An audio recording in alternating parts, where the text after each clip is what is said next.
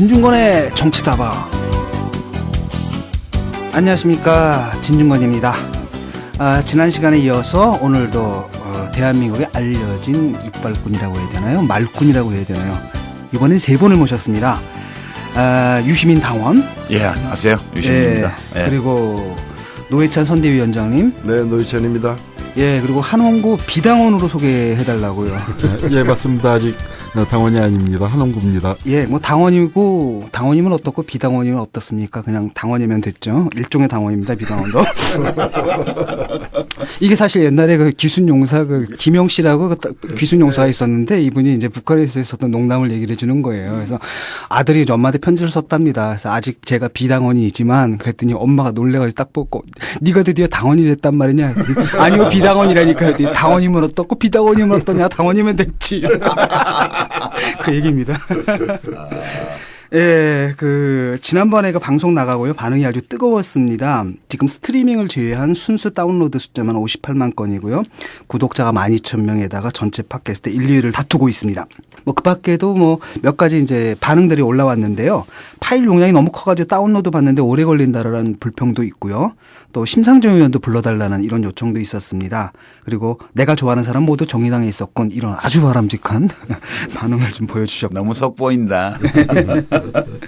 그 밖에도 좀 아쉽다라는 건 뭐냐면은 캐스팅은 빵빵한데 재미는 좀 떨어진다. 제가 볼 때 이런 분들은 좀 약간 낙곰수 스타일을 좋아하시는 것 같아요. 그래서 낙곰수 같은 경우에는 이제 음모론과 뭐 사실 왔다 갔다 하면서 그런 재미가 있는데 사실은 우리는 그쪽 취향은 좀 아니지 않습니까? 낙곰수는 반 이상이 잡담이지. 예. 우리는 전부 잡담이고. 예, 그리고 진중권의 외모 드립은 계속돼야 한다. 뭐 이런 그 요청도 있었습니다. 사실 저는 그 외모 드립이라고 생각하지 않고 그냥 제 외모에 대한 객관적 기술이라고 생각하시는데 사람들이 이걸 컨셉이라고 보시는 분들이 더러 있으신 것 같고요. 그다음 특히 이제 일부 마지막 부분 유시민 님이 말씀하신 탐욕의 바다 부분 그 부분은 우리가 모두 반성해야 할 부분이라고 제대로 짚어주셨다고 하신 분도 있었습니다. 아주 진지한 반응이 있었습니다. 그리고 노회찬님 말씀에 진심 빵 터졌다. 6월 4일 우리가 제일 하고 싶은 선거는 대통령 선거다. 맞아, 정말. 그리고 따뜻한 유시민 씨로 돌아왔네요. 반가워요. 이런 얘기도 있었고요. 예, 세 분은 싸움 특화죠. 전투민족임 이렇게. 그리고 진중권 어깨에다 고양이 한 마리 올리는 건 어때요? 싫어요. 렌치랭 비슷하게요. 예. 예. 그리고 깨알 같은 정의당 홍보 크크크크크크크 이래. 사실은 저희가 이제 정의당 홍보를 갖다 노골적으로 하는 것보다는 이제 깨알같이 하는 게 더 효과적이라고 생각을 하거든요. 그 좀 쑥스러워서. 조금 쑥스러워가지고요. 네. 예. 준비를 많이 해오셨네 오늘. 오늘 준비 안 했는데 지금 애들리브인데. 그렇습니까? 예. 자, 이제 바로 이제 들어가겠습니다. 오늘도 1부, 2부, 3부로 나눠가지고요. 1주제, 2주제, 3주제로 나눴는데 1주제는 이제 청와대 인사, 비상구는 없다. 그리고 2주제는 마피아들은 어떻게 대한민국을 지배했나. 그리고 3주제는 그럼에도 대한민국 호가 침몰하지 않는 이유. 여기에 대해서 살펴보도록 하겠습니다. 오늘은 특히 한원구 선생님 모셨으니까요. 이쪽 분야에 그냥 오랫동안 많은 고민과 연구를 해오신 분입니다. 좋은 말씀 기대하겠습니다. 예. 자, 1주제에 들어가가지고요. 어땠습니까? 일단 지금 돌아가는 상황부터 조금 점검을 해야 될 것 같아요. 최근에 서울시장 선거 관련해가 좀 재미있는 일들이 좀 있었죠. 드립을 치지 않았습니까? 부인 나오라. 그거 좀 이상해요. 자기 부인 놔두고 왜 이렇게 남의 부인한테 관심을 많이 갖는지. 그리고 보통 그런 정도 되면은 자기 본부인은 좀 기분 나빠해야 되잖아요. 근데 같이 그냥 부인까지 나와가지고 당신 나와라. 뭐 이렇게 얘기를 하니까. 저는 굉장히 궁금했던 게 나오면은 무슨 큰일이 날 줄 알았는데 나왔더니 아무 얘기가 없네요. 예, 아무 얘기도 없고요. 예. 그 다음에 또 뭐가 있었더라? 총리 후보자 사태가 굉장히 컸죠. 그거는 좀 이따 얘기하기로 하고요. 어떻습니까? 아들 때문에 낭패본 분들이 선거에 되게 많잖아요. 우리가 기억에 아름아름한 그런 이회창. 과거를 돌아보면 이회창 씨가 아들 인간 미라 체중 미달로 군에 안 간 문제 있었죠. 그것 때문에 굉장히 표를 많이 잃었고요. 최근에는 정몽준 후보 아드님이 국민 미개하다 이게 했다가 또 굉장히 낭패를 받고 교육감 선거에도 고승덕 후보가 아들이 이중국적 군에 안 가고 이런 것 때문에 후보가 울고불고 난리가 났죠. 그러니까 이 아들 때문에 선거를 망치는군요. 그러니까 내가 이제 알았네. 박근혜 대통령이 왜 선거의 여왕이 되셨는지. 빙고. 아들이 없었어, 아들이. 굉장히 힘들었겠어. 아들이 계셨으면 참 힘들었을 텐데요. 그런가 하면은 또 선거에 한편 도움되는 아들도 있더라고요. 예. 예, 조희연 교육감 후보, 서울시 교육감 후보의 아들이 뭐 효도하려고 한 게 아닌데, 그러니까 이제 아들을 보면 아버지가 보이는 거죠. 그 아들이 글을 올렸더라고요. 네. 예, 다음아고로에다가. 예. 근데 다음아고로에 올렸는데 그게 이제 그 다음아고로 전체 1위로 이제 올라가고요. 아, 1위를 했어요. 예, 1위 했어요. 그리고 그 다음에 이제 신문의 그 기사들 이제 봤습니다. 반응을 체크를 했더니 다들 이제 감동적이다. 이런 얘기가 나왔고요. 그러니까 읽어보니까 되게 재밌더라고요. 사실 그렇잖아요. 대한민국 그 부인들 중에서 그 남편이 원래 정치하던 분이 아니라면 남편이 뭐 정치하겠다고 사실 교육감도 일종의 정치잖아요. 그 이혼한다고. 아, 뭐 이혼한다고 그러고 그렇게 나갔는데 결심하고 나갔는데 인지도 때문에 이제 문제가 된 거 아닙니까? 이분이 사실은 그 박원순 서울시장하고 참여연대도 같이 만들고 이런 분인데 워낙 조용하게 지내시다 보니까 인지도가 떨어져가지고 지식인 사회에서의 인지도하고 일반 대중 인지도하고가 틀린 것 같아요. 비판적 지식인 사회에서야 뭐 우리는 모르는 조희연 분이 없죠. 하면은 뭐 수십 년 동안의 그 이 사회 이 분위기를 여러분 분인데요. 그러니까 이게 우리 유권자들 입장에서는 교육감이 누가 되느냐에 따라서 그 해당 지역의 이제 교육의 그 행정 방향이 달라지는 건데, 그러면은 이제 내용적 차별성을 중심으로 해가지고 뭐 조희연 후보가 한쪽에 있다면 또 다른 한쪽에는 유사한 후보가 둘이나 나왔지 않습니까? 이렇게 대비가 돼야 되는데 오히려 이제 좀 착시 효과나 이렇게 여러 가지 좀 이제 그런 걸로다가 같은 한쪽의 후보가 지금 보수 후보 2명 나왔는데 하나는 사실 돌솥 비빔밥이고 하나는 그냥 비빔밥인데 그러면 비빔밥 쪽을 먹을 거냐 설렁탕 먹을 거냐 이렇게 대비가 돼야 되는데 그냥 돌솥이냐 그냥 산채 비빔밥이냐 이렇게 이제 가버렸다가 최근에 이제 그 영주권 파동이 일어나면서 다시 이렇게 조희연 후보가 조금 늦게 약간 시간차를 두고 늦게 주목을 받으면서 지금 상당히 급상승 추세를 가고 있는 것 같아요. 예, 그 이미 며칠 전 조사에서 지금 그 세 후보가 오차 범위 내에 지금 들어왔거든요. 그러니까 1위하고 지금 4% 정도 차이 나는 걸로 나왔는데 지금 무섭게 지금 상승하고 있습니다. 그게 사실 그 화제가 됐던 그 아들의 그 글 이전 조사였거든요. 그러니까 아마도 그 영향을 받아가지고 지금쯤은 쳐서 이제 올라가고 있지 않을까. 조희연 후보가 20대 지지율이 굉장히 낮았어요. 네. 여론조사표를 보면. 그래서 이제 그 아드님 글이 좀 이야기가 되지 않나 싶은데 우리 조혜영 교수 후보는 한홍구 교수가 잘 아시지 않아요? 예, 잘 알죠. 정말로 그 준비가 많이 된 후보고 진짜 정말 잘 하실 거라고 생각이 들어요. 근데 너무 알려지지 않은 게 탓이었는데 이제 그걸 지금 이제 극복을 빨리 하고 있고 또 사람들이 굉장히 불안해하지만 지난번에 광노현 그 교육감 당선되실 때도 뭐 처음에 여론조사에 보면은 뭐 5% 6%에서 그러니까 실제 이제 득표율을 36%인가로 당선이 됐으니까 아마 사람들 이제 그 조희연 후보에 대해서도 좀 믿고 찍으면 될 겁니다. 근데 그 둘째 아드님 글을 제가 보고 느낀 건데요. 저도 이제 개인적으로 잘 아는 학교 선배이고 그러긴 한데 별로 좋은 아버지 아니더라고. 그게 부모 마음이 그래요. 저도 이제 대학교 다니는 딸이 맨날 새벽에 들어오고 밤에 안 들어오고 어디 가서 길바닥에서 농성하고 잠자고 이러고 있으면 나머지 애가 그러면 어우 기특하네 젊은 애가 이렇게 얘기하는데 우리 애가 그러니까 좀 그렇더라고 아버지로서. 근데 그 아드님 글을 보니까 조희연 교수는 아버지가 애를 그렇게 시켰더만 무슨 뭐 봉사활동 가게 하고 뭐 그냥 대충 하고 싶은 거 하면 잘 살면 되지 이렇게 얘기를 했더니 막 꾸지람을 하면서 다른 사람들 생각해야지 이 사회를 생각해야지 네가 해야 될 일을 그 아버지로서는 별로 좋은 아버지 아니더라고. 착한 아들이네요. 나 같으면 삐뚤어졌을 때요. 근데 교육감은 딱일 것 같아. 나는 삐뚤어질 테다. 그리고 새누리 찍을 거야. 이럴 텐데 반항하고.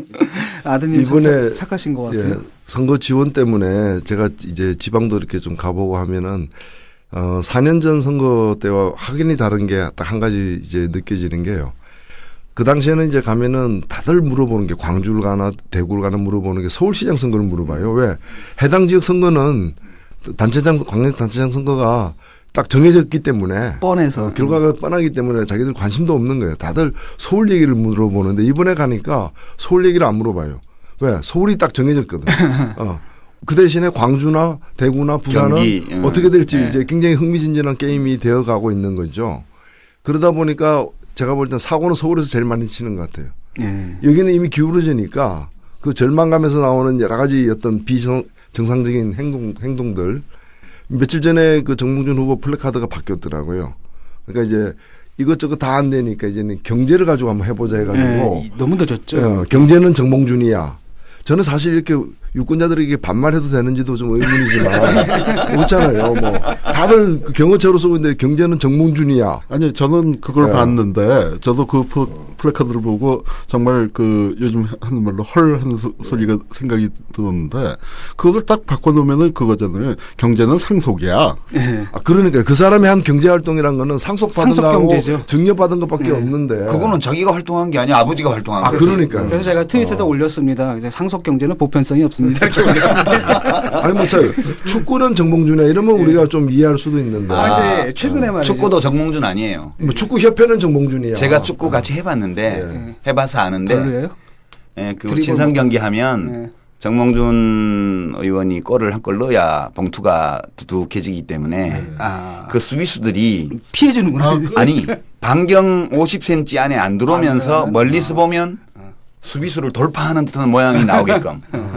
그게 황제 회장님 축구라니까. 그러니까 이게 그 군대 축구의 세련된 버전이네요. 그럼요. 그런데 이제 슈팅을 때렸는데 골키퍼가 정면으로 와도 막지 말아야 돼요. 그걸 막으면 예, 그 선수는 나중에 감독한테 혼나요. 그냥 봉투 두께가 팍 줄어들기 때문에. 예. 어쨌든 근데 선거 운동을 하는 걸 보는데 이제 그 정몽준 캠프처럼 정말 못하는 것도 참 보기 힘든 것 같아요. 왜냐하면은 일단은 가족은 망언을 하고요. 캠프에서는 일배를 하더라고요. 그리고 본인은 성대모사를 하세요. 예, 대단하더라고. 몸개그 예.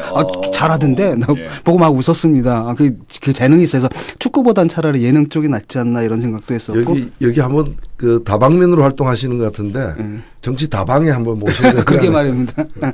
그러다음에 이제 남으니까 이제는 이제 공약 대신 농약 들고 선거 운동하려고 하시는 것 같고. 예. 그리고 그 얘기를 좀 해야 될 것 같습니다. 지금 그 서울 유권자들 중에서 예컨대 박원순 후보는 마음을 정하셨는데 아직 그 교육감 후보의 그 러닝메이트가 조희연이라는 분인 걸 좀 모르는 분들도 좀 계시는 것 같은데 그래서 그 패키지를 좀 기억해 주셨으면 좋겠습니다. 사실 뭐 박원순 후보의 오늘 있기까지 그 가장 중요한 이제 그 인권 변호사에서 그 시민운동가로 변화하는 게 참여연대인데 그렇죠.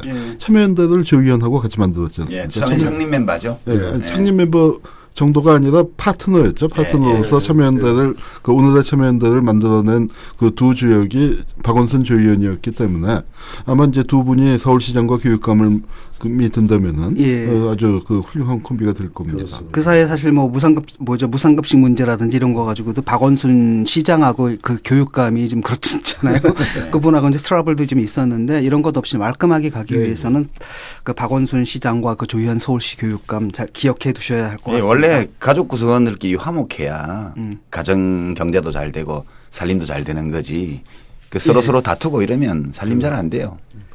낭비죠. 네. 낭비죠.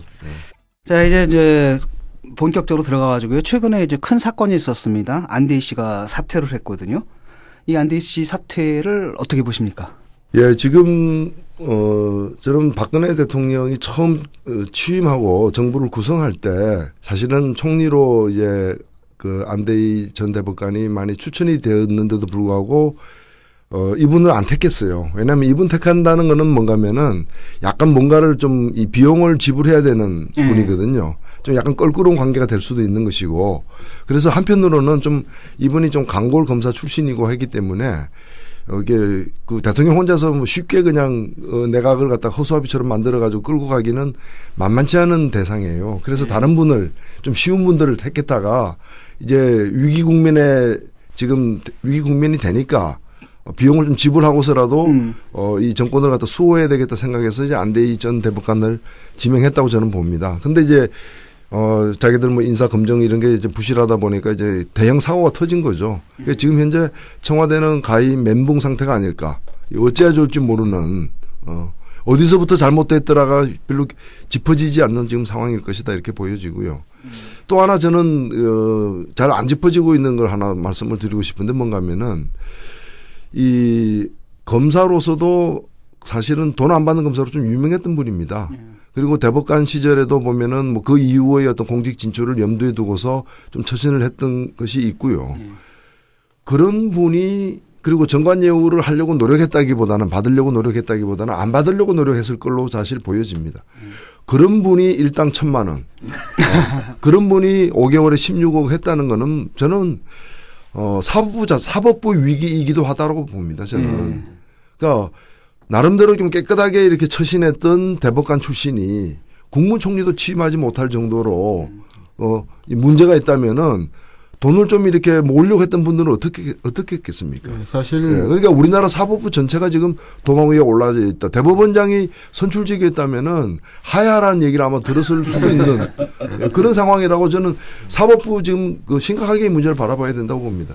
네, 아마도 이제 안대희 전 대법관이 자기 관리에 굉장히 철저한 분이었다는 얘기는 저도 많이 들었습니다. 그런데 아마 지난 이제 박근혜 정부가 처음 출범할 때 국무총리를 기대했다가 뭐 그게 안 되니까 이제 공직에 나갈 기회가 없다고 생각하고 개업을 했고, 개업을 하고서도 아마 이제 흔히 얘기하는 정관예우 영업을 열심히 뛴 건 아닌데 가만히 그냥 사무실 열어놔도 그 정도가 들어오는 거죠. 들어온 거니까 지금 이제 지적하신 것처럼 아마 이제 한국 사법계의 문제가 아주 보통이 아니라는 걸 여실히 보여줬죠. 그러니까 일당 1,000만 원이 되는데 공휴일 빼면 1,500만 원이에요.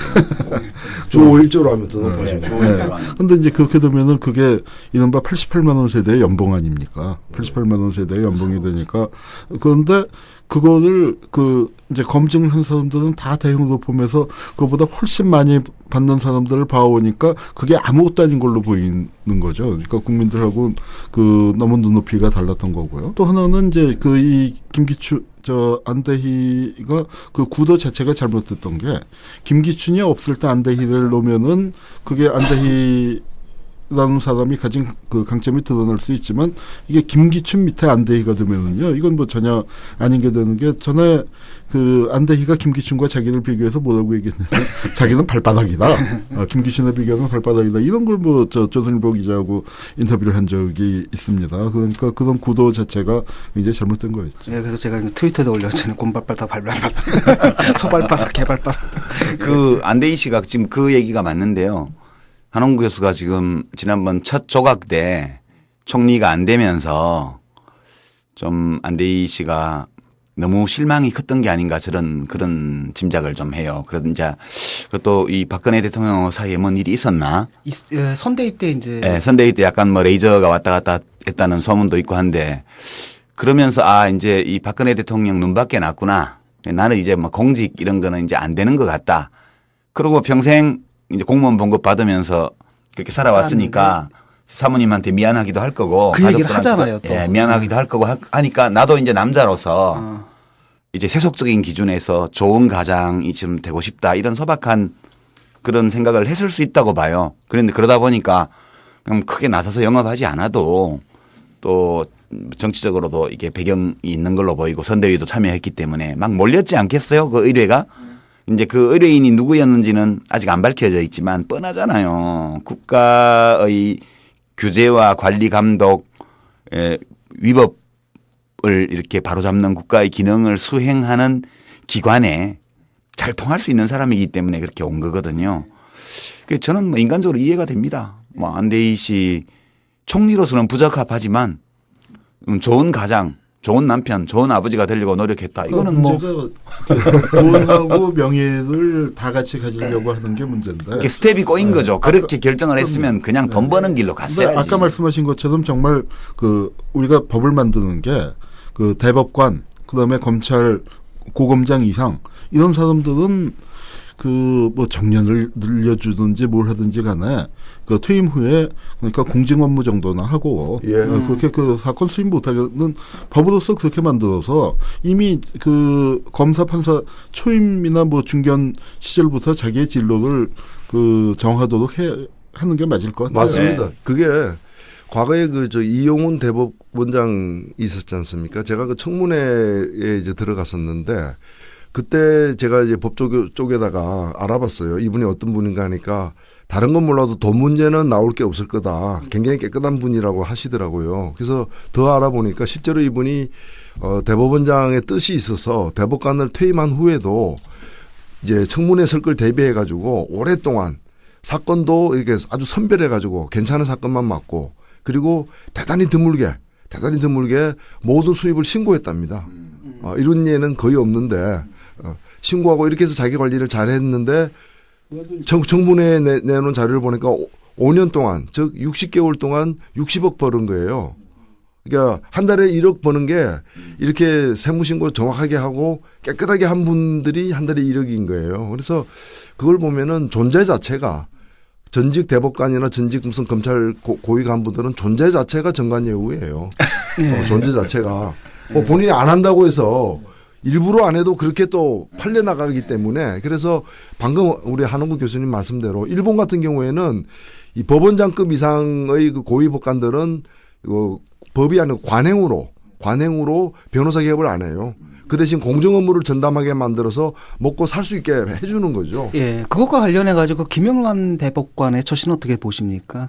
예, 지금 김영란 대법관만이 아니고 전 대법관만이 아니라 뭐 조무재 전 대법관 등에서 전수환 대법관 몇 분들은 강의 같은 것만 하고 이런 식으로 이제 그 이 대법관까지 지낸 분이 그렇잖아요. 사건 뭐 수임하는 순간 그게 영향력이 발휘되기 본인들이 때문에 원하든 원하지 않든 간에 이제 그렇게 돼버리니까. 그래서 제가 지난 시간에 말씀드렸잖아요. 그때 장관 매뉴얼 보면 장관급 지낸 사람들은 퇴임한 후에 로비스트를 하지 말라고. 그게 사실 변호사는 합법적으로 로비스트를 하는 거 그렇죠. 아닙니까? 예. 그렇게 되다 보니까 본인이 뭐 나서서 설치지 않아도 자동으로 그게 그렇게 오기 때문에 고위공직을 지낸 사람이 어떤 민간 그런 이익단체나 혹은 민간 기업의 로비스트 역할을 하게 되는 그런 자리로 가지 말라는 매뉴얼이 있는 거거든요. 이게 기본이라고 봐야죠. 법 문제 이전에. 그럼 매뉴얼이 아니라 사실은 상식이어야죠. 상식이죠. 예. 네, 사실은 요번에 이제 세월호 사건 때문에 그랬고요. 왜냐하면 세월호 사건 때문에 이제 관피안이 해피안이 이게 이제 문제가 됐기 때문에 이 본인이 이제 법피아가 돼버린 상황이 법피아가 거죠. 됐잖아요. 아니 검찰에서 약간 검찰에서 그 관피아 수사한다고 네. 17개 종류의 관피아를 열거했는데 거기 보면 자기들은 빠져 있어요. 자기들은 빠져 있어요. 제일 센 게 이제 법피아인데 그리고 물론 정피아도 빠져 있어요. 원래 자기 머리 못 깎는 거예요. 또 저 신문에 난 것 중에 그러니까 우리 정부 부처 중에 그러니까 그런 걸 막으라고 감사원이 있는 거 아니겠습니까? 그런데 딱 보니까 간피하고 간피하니까. 또 노회찬 선대위원장께서 그 삼성 엑스파일 그 문제 때문에 예.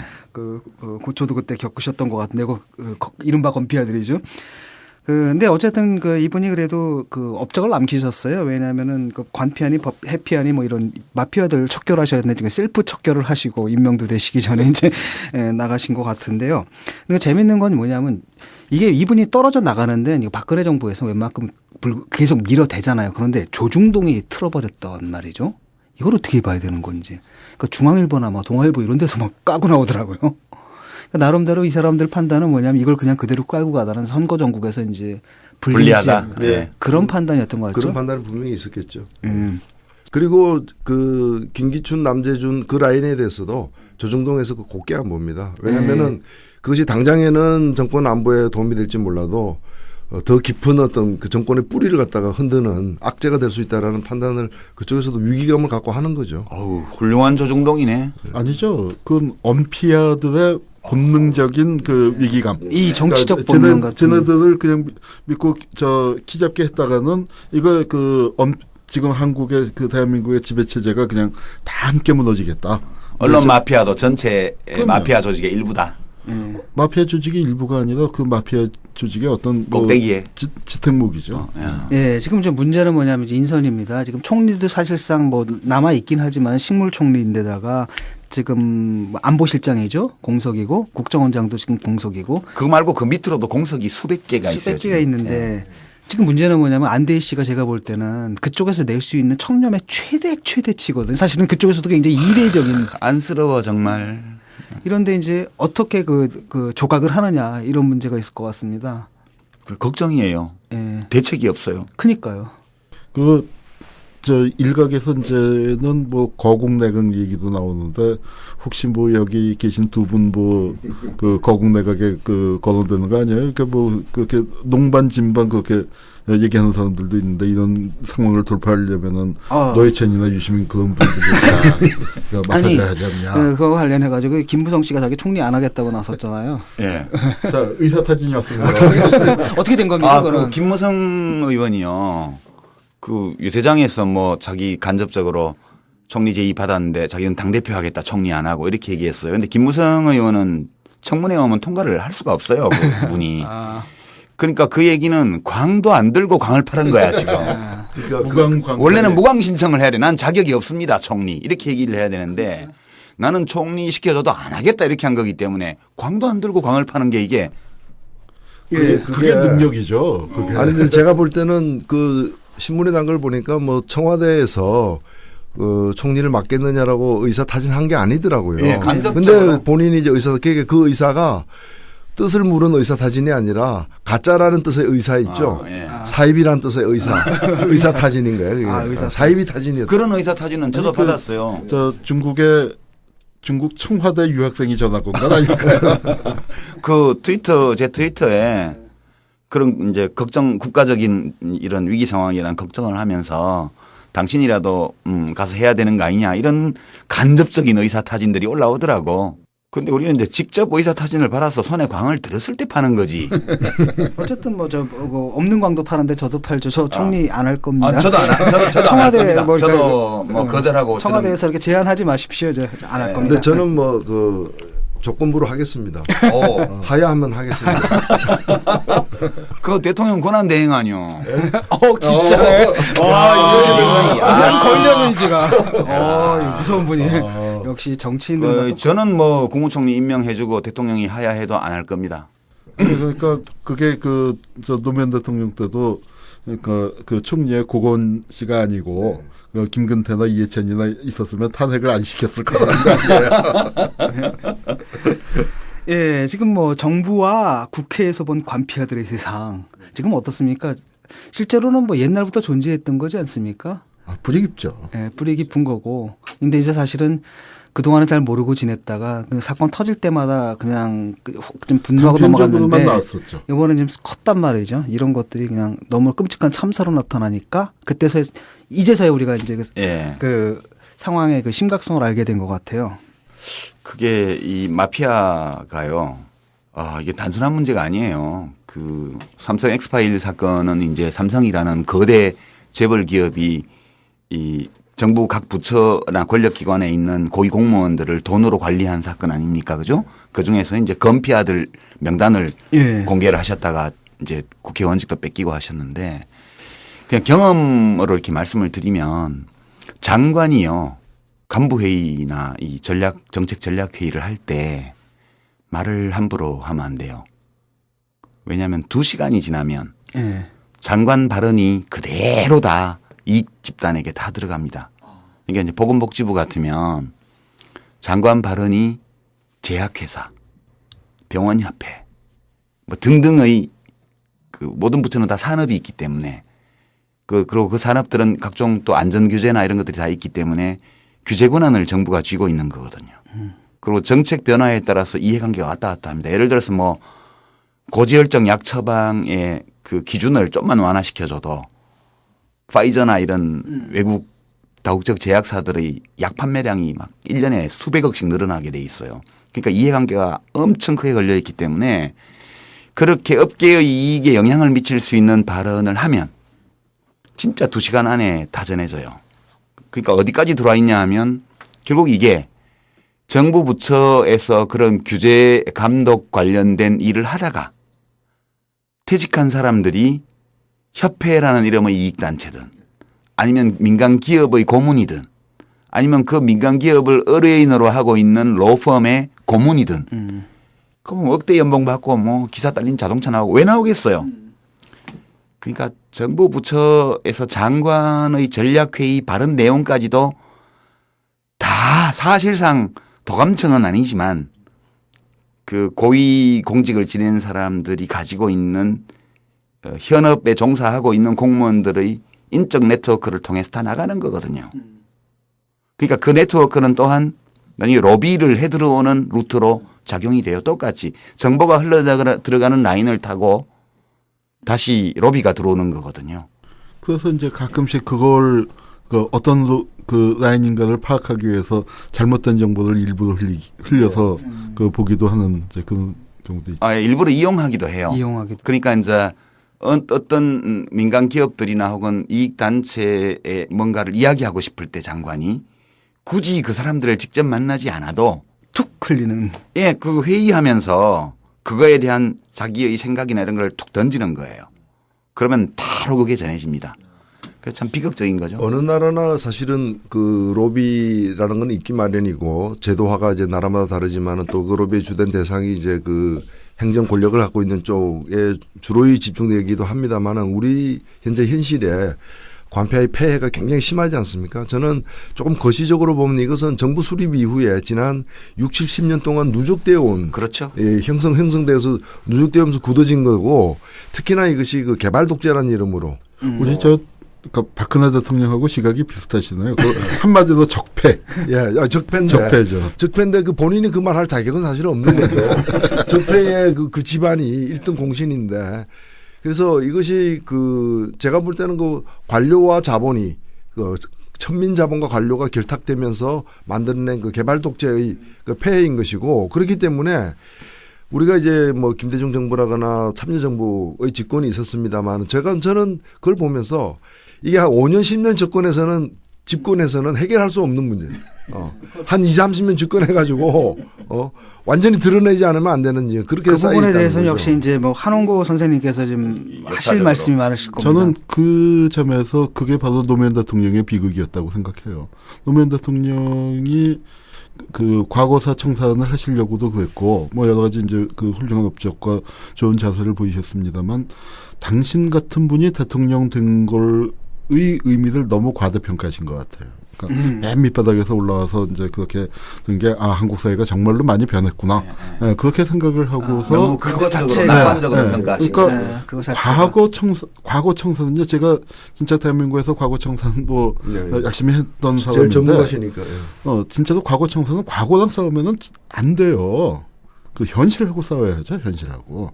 현실에 그게 어떻게 뿌리를 받고 있는가 그것과 아주 치밀하고 장기적인 전략을 세워서 아주 정말 단단하게 그 해야 하는데 그러지 않고 과거 영역에서만 그 전투를 벌이고 현재를에서 많이 이제 그 타협을 한다고나 할까 한나라당하고 뭐 대연정한다 뭐 이제 이렇게 그 되고 그러면서 민생이 약해지고 하니까 과거도 청산이 안 되고 또 대통령 당신도 그런 비극적인 그 죽음으로까지 가게 됐고 그런데 그게 바로 그 노무현 대통령을 죽음으로 그 모은 그 세력이라는 게 지금 이제 껍데기가 벗겨진 거죠. 우아하게 포장이 돼 있다가 껍데기가 벗겨지기 시작한 그 이 관피하고 저는 지금 이런 생각이 들어요. 우리가 왜 옛날 만화 영화에서 이제 보다 보면은 그 사람하고 싸우잖아요. 사람하고 이게 막 이렇게 싸우다가 저쪽에서 칵 하고 하면서 이 껍데기가 벗겨지면서 그 괴수의 모습이 나타나는 지금 이제 우리가 그 한국 관피의 그런 모습들을 보고 있는 거고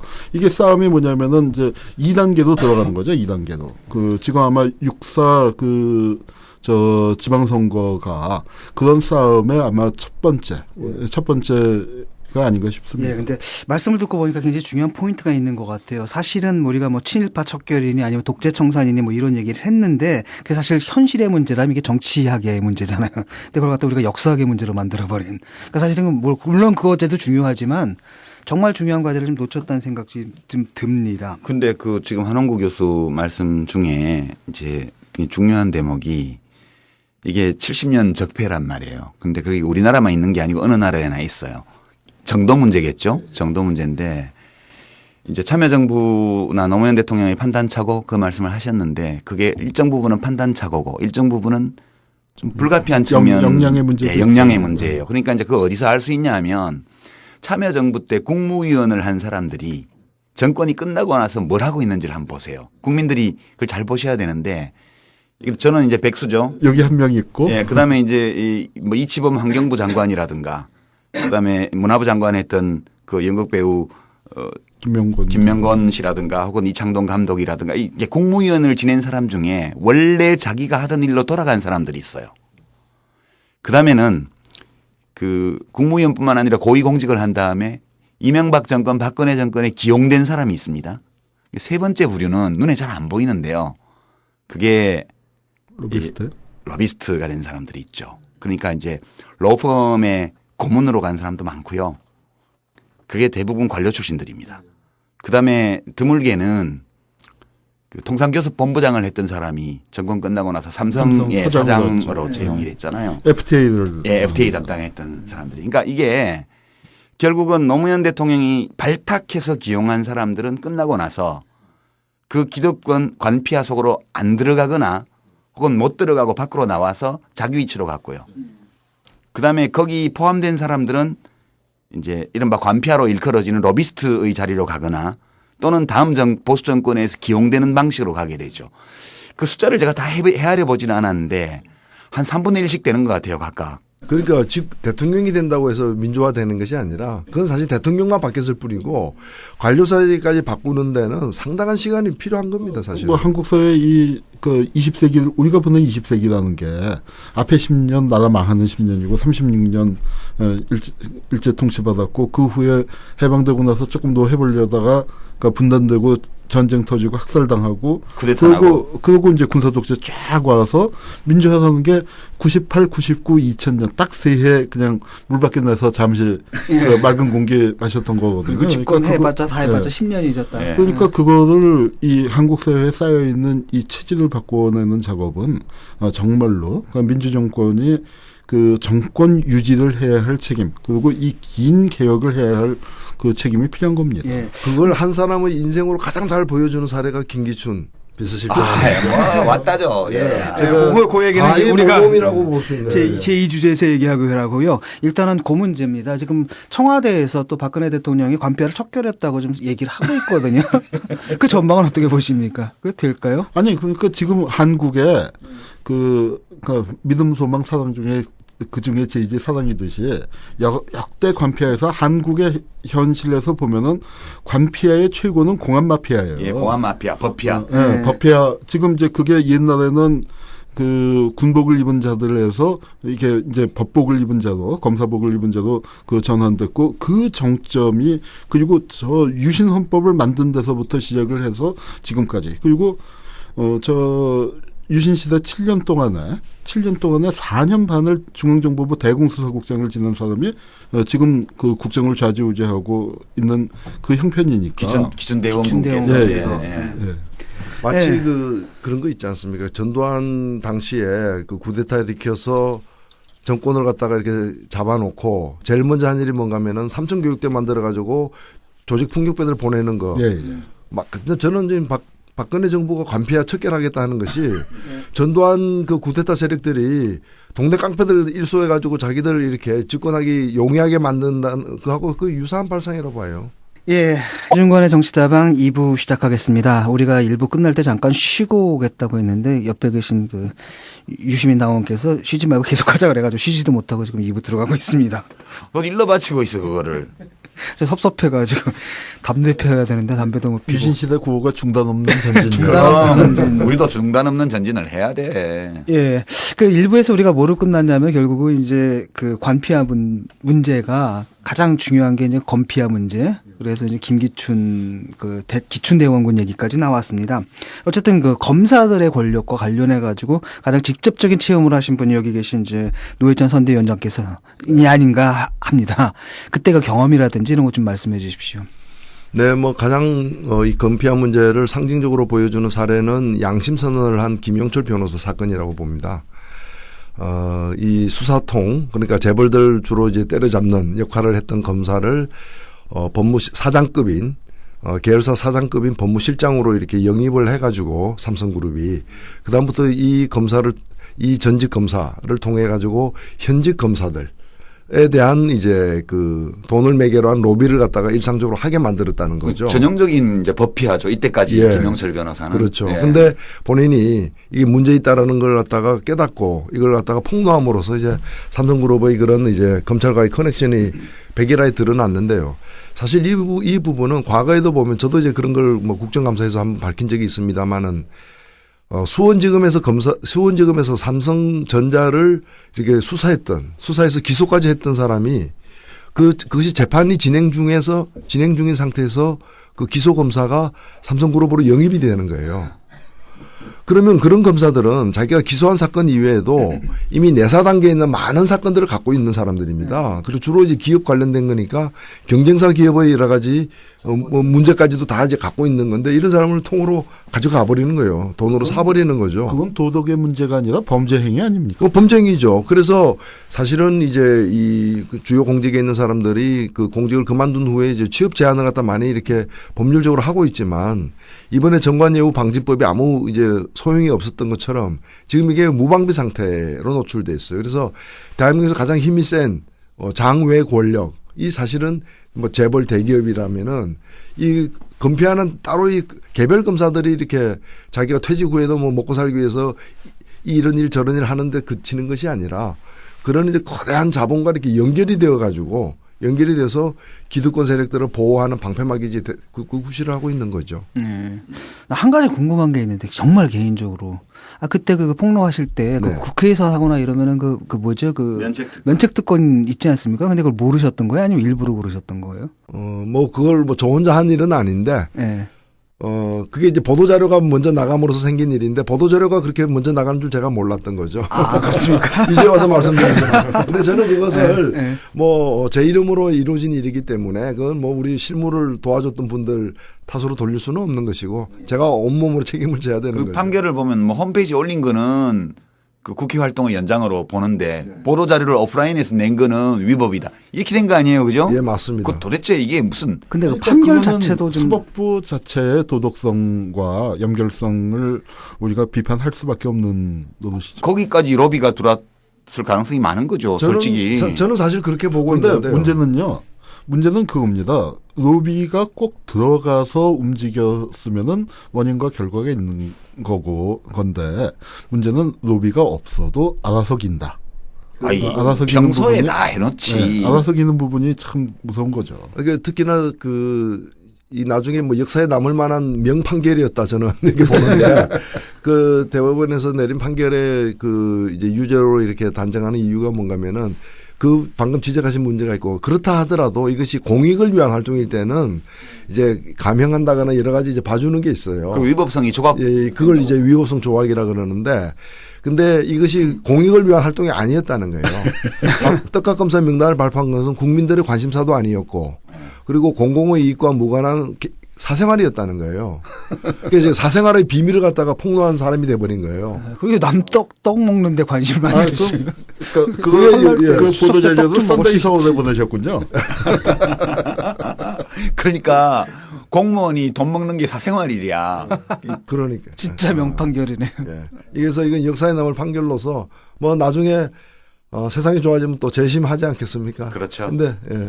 그게 그래도 세상이 좋아져서 그렇게 이제 판결 우선 그러니까 굉장히 웃기는 판결이지만 판결이라는 절차를 거쳤지만 이 사실은 공원 권력이 확립될 때는 재판도 없었어요. 그렇지. 그냥 그러다가 그냥 빵빵빵 하면 되는 거예요. 아니 그때는 옛날에 유신 때는 그 법원 방청석에 중앙정보 요원이 나와서 앉아서 앉았죠. 판사가 예. 하는 발언을 다 메모를 했어요. 그리고 그렇게 메모하고 있다는 사실을 판사들이 알고 있었어요. 그러니까 이제 우리 이런 구조를 보면 왜 과거 독재 시절에 지금 줄줄이 무죄 판결이 나오고 있는 재심 무죄 판결이 나오고 있는 수백 건의 사건들 최근에는 이제 고 김근태 그제 나왔죠. 이제 민청년 의장의 국가보안법 위반 사건이 무죄로 나온 거 아니에요? 그러니까 왜 그런 수백 건의 무고한 시민들을 국가보안법 위반 간첩죄로 엮어서 유죄 선고를 한 법원의 판결 행위 이게 어떤 식으로 나왔냐면 고상하게 얘기할 게 없어요. 그냥 중앙정보부 요원 보내가지고 그거 감시하고 있는 거예요. 너 판결 똑바로 안 하면 죽어. 그래도 제가 국정과거사를 했잖아요. 그래서 이제 그 문서들을 제일 많이 봤는데 참 슬펐던 게 뭐냐면은요. 저는 이제 그래서 정말로 그렇게 감시의 결과로 그 판사들이 중앙정보부 잡혀와서 그래도 밤새 고초라도 겪고 몇 달라도 쥐어 맞고 갔었으면 덜 슬펐을 텐데 현직 판사 중에 단 한 명도 단 한 명도 현직 판사가 중앙정보부에 연행된 적이 없어요. 그러니까요. 그런데 이제 이런 나쁜 판결이 나온 거죠. 판사들이 소심해요. 그러니까 그 판사들이 특별한 대우를 해주는 거는 우리가 그 사람들이 좀 법을 지켜 그 인권을 보호할 수 있는 옳은 판결을 해달라는 건데 그거 자체가 안 됐었고요. 그렇게 된 거는 그 이전에 가령 예컨대 이 사법 권력이 지금 이 공안 마피아들이 권력이 형성되는 과정에서 보면은 제일 중요했던 게 부역자 처벌인데 그러니까 다리 끊고 도망갔던 자들이 돌아와 갖고 도망 안 간 사람들을 그 잡아들인 거 아닙니까? 그러니까 쉽게 얘기해서 이준석이가 이준석 선장이 돌아와갖고 단원고나 뭐 팽목항에 가서 니들 때문에 배가 가라앉은 거야라고 그 사람들을 잡아조지고 뭐 한 게 딱 그거지. 이게 현실에서 실제로 일어난 게 대한민국 그 다리 끊고 도망갔던 자들의 권력이었고 그런 거에 그래도 좀 저항했던 게 조봉암이었고 또 조봉암을 잡아 죽이려고 하니까 그거 조봉암 간첩죄 무죄 판결 내렸던 그 유병진 판사 같은 분이 이제 그런 거 저항했던 건데 다 쫓겨나고 쫓겨나고 그다음에 사형당하고 이제 이렇게 되면서 온 거죠. 그렇죠. 그게 그 흑역사가 제일 심각했던 게 그 오히려 독재 권력을 견제하고 그 이제 뭐 민심을 대변해야 됐었던 언론이나 사법부가 특히 이제 그 문제가 가장 컸던 것 같고요. 저는 최근에 와서는 오히려 상황이 부분적으로 더 악화됐다고 보는 것은 과거에는 그래도 방청석에 중앙정보부로 앉아가지고 감시하고 이래가지고 위축됐다면 지금은 그런 게 없는데도 알아서 그저 긴다거나 언론도 그렇잖아요. 중앙정보부 안기부가 언론사 출입 안 한 지 오래됐죠. 민주화 결과로. 근데 일부 언론은 보면 오히려 자신이 중앙정보부 원처럼 안기부 요원처럼 사설을 써대고 언론을 만들어내고 있다. 이게 유정회 때 박정희가 유정회를 만들면서 각 신문사 방송사에서 한 명씩을 국회의원을 시켜주니까 그거 가고 싶은 사람들이 안에서 다 이제 중선 경쟁이 경쟁을 되는 거죠. 유정회라 하면 각주. 유신 체제 때 유신헌법에 따라서 국회의원 정수의 3분의 1, 100명을 대통령이 박정희 대통령이 국회의원으로 임명했고 그렇게 임명받은 국회의원들이 모여서 만든 게 유신정의회라는 교섭단체. 그게 줄여서 유정회. 또 하나 그 부채를 건 그게 그때 국회의원 임기가 6년인데요. 유정회 의원은 임기가 3년이에요. 중간에 자르는 거지 말하는 거기서도 열심히 뛰어야 그게 다시 되니까 뭐 아주 앞장서서. 박정희 대통령은 그런 점에서 진짜 유능했어요. 그죠. 우리 그러니까 누구나 빗대서 하는 얘기죠. 그러니까 왜냐하면은 그러니까 뭐 유전을 하지만 그 부모의 능력을 그대로 물려받는 건 아니니까. 그럼요. 그 유전자라는 것은 이제 유전자 재조합 과정에서 우연히 작용하기 때문에 그대로 내려오는 게 아니에요. 이제 그것도 있고 또 하나 이제 무엇을 보고 배웠냐인데 박정희가 18년 집권을 했잖아요. 그러니까 이 박근혜는 정말 나쁜 모습의 박정희. 박정희는 굉장히 유능한 사람이었고 그다음에 젊은 박정희는 권력을 유지했기 때문에 어쩔 수 없이 젊은 기자들하고 씩씩거리면서 나중에 뭐 이렇게 술잔 집어던지고 잿더지 집어던지고 하지만 그 토론을 했고 그다음에 또 박정희가 참 그 젊은 박정희가 유능하고 이 체제 유지를 할 수 있었던 게 그 비판하는 놈들을 갖다가 썼어요. 청와대 대변인도 시키고 뭐 어디 뭐 문공부 뭐 좋은 자리도 주고 그런 식으로 이렇게 처음에 중기까지 젊었을 때 중기까지 나중에 유신 되고부터는 완전 반대로 가고 유신 때는 안 그랬지만 그렇게 하니까 그게 이제 장기 집권을 할 수 있었던 건데 지금은 뭐예요? 질문도 안 받잖아요. 기자회견이라고 하는데 그게 낭독이지 어떻게 회견입니까? 그 젊은 박정희 대통령 시절에는 오늘의 박 대통령께서 너무 어리셔서 그걸 볼 수가 없었어요. 안타깝게도. 그러니까 지금의 박 대통령께서 본 옛날 박 대통령의 모습은 가장 나쁜 모습의 박정희. 그 유신 체제 때의 박정희 대통령이죠. 지금 우리가 지금 건피아 얘기하고 있거든요. 근데 이제 가장 중요한 게 문제는 뭐냐면 그 건피아의 가장 그 대표격이라 해야 되나요? 상징적인 인물이 지금 청와대에 앉아 있다는. 그거는 유전자 재조합과 달리 우연에 의해서 되는 게 아니고 그냥 필연적으로 구조화되어서 상속된 거죠. 거기가 정수장학회, 5.16 장학회 일기도 들어가서 그다음에 유신헌법을 만드는 그 초안 작업을 했고 그리고 박근혜 입장에서 볼 때는 어머니 원수를 갚아준 그렇지. 문세강 사건. 문세강 사건의 수사검사였고 네. 그 공로도 중앙정보부 대공수사국장이 임명이 돼서 거기서 그게 뭡니까? 그러니까 저 김호자 간첩 사건을 비롯한 제일동파 학원 간첩 사건 등 수많은 조작 간첩 사건을 만들어냈고 그다음에 이게 그러면서 이제 보안사를 조사한 일이 있었기 때문에 50하국 때 찬밥을 먹었어요. 선두주자였다가 이게 전화위복이 돼서 50 청산을 할 때 검찰총장으로 발탁이 됐고 그거 끝나고 난 다음에 물러나 있다가 그러니까 바로 이제 유무협에 91년 5월달에 이 분신 투신 그 굉장히 이제 그 강경대전국 그러면서 이제 정권이 이제 휘청휘청할 때 그 구원투수로 등장해서 법무장관으로서 그러니까 유서대필 사건을 만들어내면서 그걸 돌파했는데 그때가 딱 뭐냐면은 그게 검찰공화국이에요. 그렇죠. 안기부 이게 독재에서 민주화로 가는 시기에 안기부가 한 발 물러날 수밖에 없는 상황이 되니까 그때 검찰이 그렇죠. 전면에 나섰고 그러면서 말도 안 되는 사건을 조작했고 그 사건에 그 수사 책임자가 안대희 전에 그 공로로 저 검찰 목사 대법관으로 임명됐었고 그다음에 그거 할 때 그 주임 검사가 그 박근혜 정권에서 이제 첫 번째 민정수석으로 들어갔었고 그 이제 김기춘이 그 사건을 끝냈고 사실은 이제 그러고 난 다음에 그 아마 정권이 바뀌고 난 다음에 안기부장 가려고 충성을 하면서 하다가 사고를 친 게 초원복집 사건이었는데 초원복집 사건 같은 거면은 사실은 그걸로 완전히 끝났어야죠. 공직 생활이 끝났어야죠. 네. 그런데 이 사람이 살아났어요. 그리고 처벌을 안 받은 이유가 뭐냐면 자기가 이제 법무장관하고 검찰총장 할 때는 그 선거법 위반 그 규정을 갖고 굉장히 이제 그 야당을 탄압을 했으면서 그 규정을 이용해서 헌법소원을 내갖고 그게 승소를 했죠. 승소를 했으니까 법을 아는 사람이 법을 이용해 먹은 가장 나쁜 형태의 그러니까 이제 법피아, 검피아, 공안마피아의 원조이고 총수죠. 가장 역사가 오래됐고. 김기춘 씨가요. 총수입니다. 그러니까 사실은 뭐 유신헌법을 제정을 했는데 사실은 그것만 가지고도 민주사회에서 노무현 대통령 탄핵도 이 사람이 주도했고요. 그랬었고 그다음에 수많은 간접 사건들을 아주 간접 제조기인 것 같아요. 요거는 이제 유전이 아니고 요건 상속이에요. 상속된 거죠. 그다음 유서 조작 사건 있었고 초원복집 사건 있었고 바로 이제 요것 때문에 지금 구원파가 우리가 남이가 이제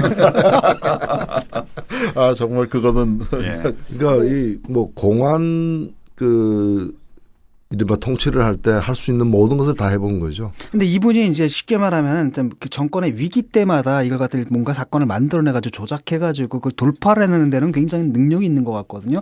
사실 그때도 오대양 사건 같은 경우에도 지금 문제가 되는 게 그 부분이 아니겠습니까? 자기는 고소를 했다고 하지만 많은 사람들이 의혹을 갖기를 유병헌을 사실 그때 오대양가 묶은 게 아니라 다른 걸로 횡령을 아마 처벌을 했죠. 그리고 심재륜 전 고검장을 고발했죠. 그 당시에 이제 수사검사였는데 수사 중에 딴 데로 좌천된 거 아니에요? 전보가.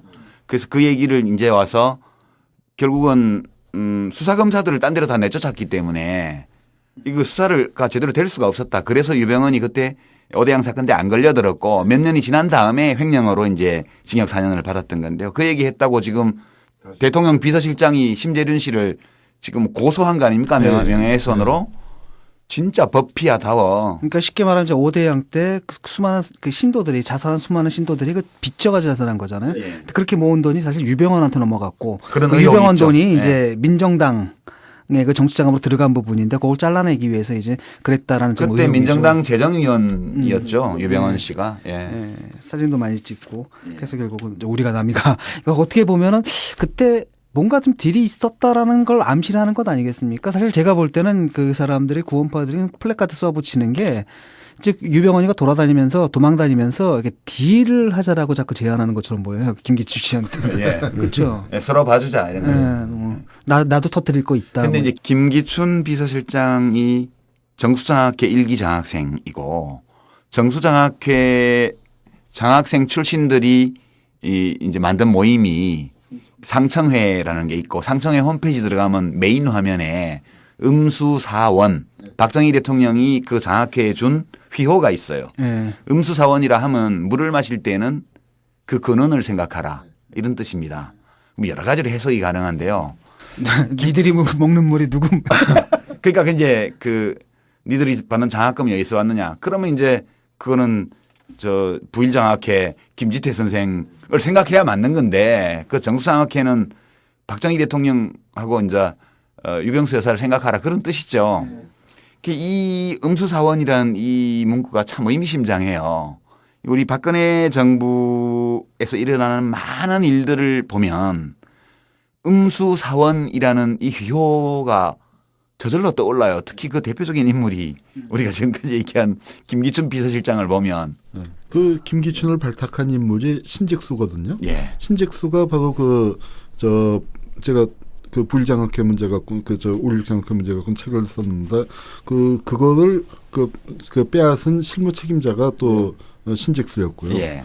그리고 이런 이제 그 권력이 사실은 그 한국 공안 권력이 기보다는 게 이게 김창룡에서부터 김기춘까지 그 이어지는 역사인데 이게 군에서 이제 안기부를 거쳐서 검으로 그 바뀌는데 김기춘 같은 경우는 이제 검과 안기부를 이렇게 같이 중앙정보부를 이제 같이 그 합쳐놓은 인물이고요. 공안 마피아의 최고봉. 네, 그러니까 김창룡이라는 게 바로 백범을 암살했고 특무대장. 친일파에서부터 이렇게 전환을 해왔고 그 김창룡이가 이제 안두희를 불러놓고 안두희가 성공했을 때 뭐라고 했는지 아십니까? 안의사 수고했어. 그러니까 그게 이제 정말 우리 국민들한테는 안의사 하면 안중근이지만 저들에게 A 세계에서는 안두희가 안의사였고 그런 이 분위기, 그 한국 그 역사를 바라보는 태도가 지금까지 사실은 이어지고 있는 거죠. 이 김기춘 비서실장이 정수장학금을 받는 1회였다고 말씀하셨는데 그 받을 때 이 사람은 신분이 뭐였는가 하면은 사법고시 합격한 후였어요. 예, 맞아요. 합격한 후에 이제 대학원에 적을 두고 있을 때 장학금 받았어요. 그래서 저는 예를 들면은 이제 김지태 씨의 그 부일장학회 같은 것은 사업으로 번 돈을 갖다가 가난한 학생들에게 나눠준 거라면은 이거는 이 권력을 위해서 사람을 만들어가는 어떤 장학금으로 이걸 정수장학회를 갖다가 활용을 한 거죠. 그러니까 수십 년 집권하려고 그때부터 생각한 거예요. 네. 아니 그리고 지금까지 잘 써먹고 있잖아요. 맞아요. 일종의 유겐트죠. 그러니까 히틀러 유겐트처럼 이렇게 딱 그 충성 동의, 근데 효자 동의. 문제는 뭐냐면은 히틀러 유겐트는 유겐트로 끝나고 히틀러가 망하면서 없어졌지만 여기는 히틀러 유겐트 비슷한 그 올육 유겐트가 지금까지 50년 그 지나서 지금까지 하고 있다는 게 그게 한국 역사의 각주 2 히틀러 유겐트라 하면 나치당의 청년 전위 조직 되겠습니다. 청년 돌격대. 지금 이제 문제는 뭐냐면 사실 그렇거든요. 이번에 안대희 전국 돌파하기 위해서 지금 안대희 총리 카드를 꺼낸 거 아니겠습니까? 근데 문제는 뭐냐면 이 아이디어까지도 사실 이분 아이디어가 아니고. 그럼요. 지금 보면 김기춘 실장이 동아일보 보도에 따르면 사퇴 결심을 굳혔고 박근혜 대통령의 판단이 남았다 이런 보도가 나오고 있어요. 그런데 왜 지금 사퇴 안 하냐 하면 사실 지금 대통령은 김기춘 비서실장이 대통령이에요. 박근혜 대통령이 혼자서는 아무것도 못하는 상황으로. 저거 했죠. 의전. 한복 의전 입고 대통령. 아니 의전도 다 밑에서 해줘야 돼요. 그 김기춘 비서실장이 지금 사임하면 총리 인사부터 시작해서 청와대 수석들 사표를 다 받았는데 그걸 할 수가 없는 거예요. 그래서 지금 사표를 안 내는 이유는 총리 인선, 장관 인선, 그다음에 수석비서관, 청와대 수석비서관 인선까지를 자기가 다 하고 박근혜 대통령을 보위할 수 있는 조직을 다 갖춘 다음에 내가 명예롭게 물러나겠다. 그 뜻인 것 같아요. 명예롭게 물러나면 안 되죠. 명예롭게 물러날 수 없게 만들어줘야 되는 거 아닙니까? 아니 지금 이미 이제 그 안대희의 낙마라는 게 의미하는 거는 통치 불능 상태고. 그렇죠.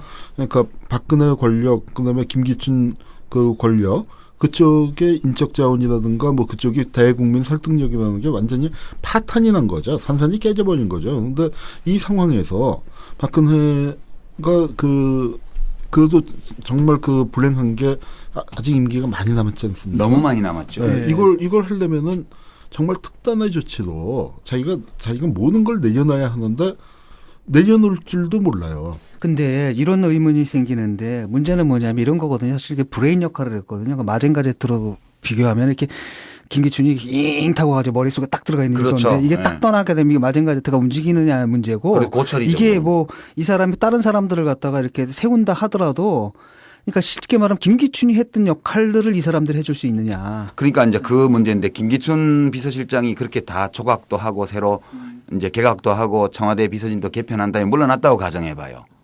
그러면 그 다음에 오는 비서실장은 김기춘 씨가 다 해놓은 인사를 가지고 국정을 끌어나가야 돼요. 이게 가능한 일이 아니거든요. 그러니까 지금 이게 딜레마 상황인데.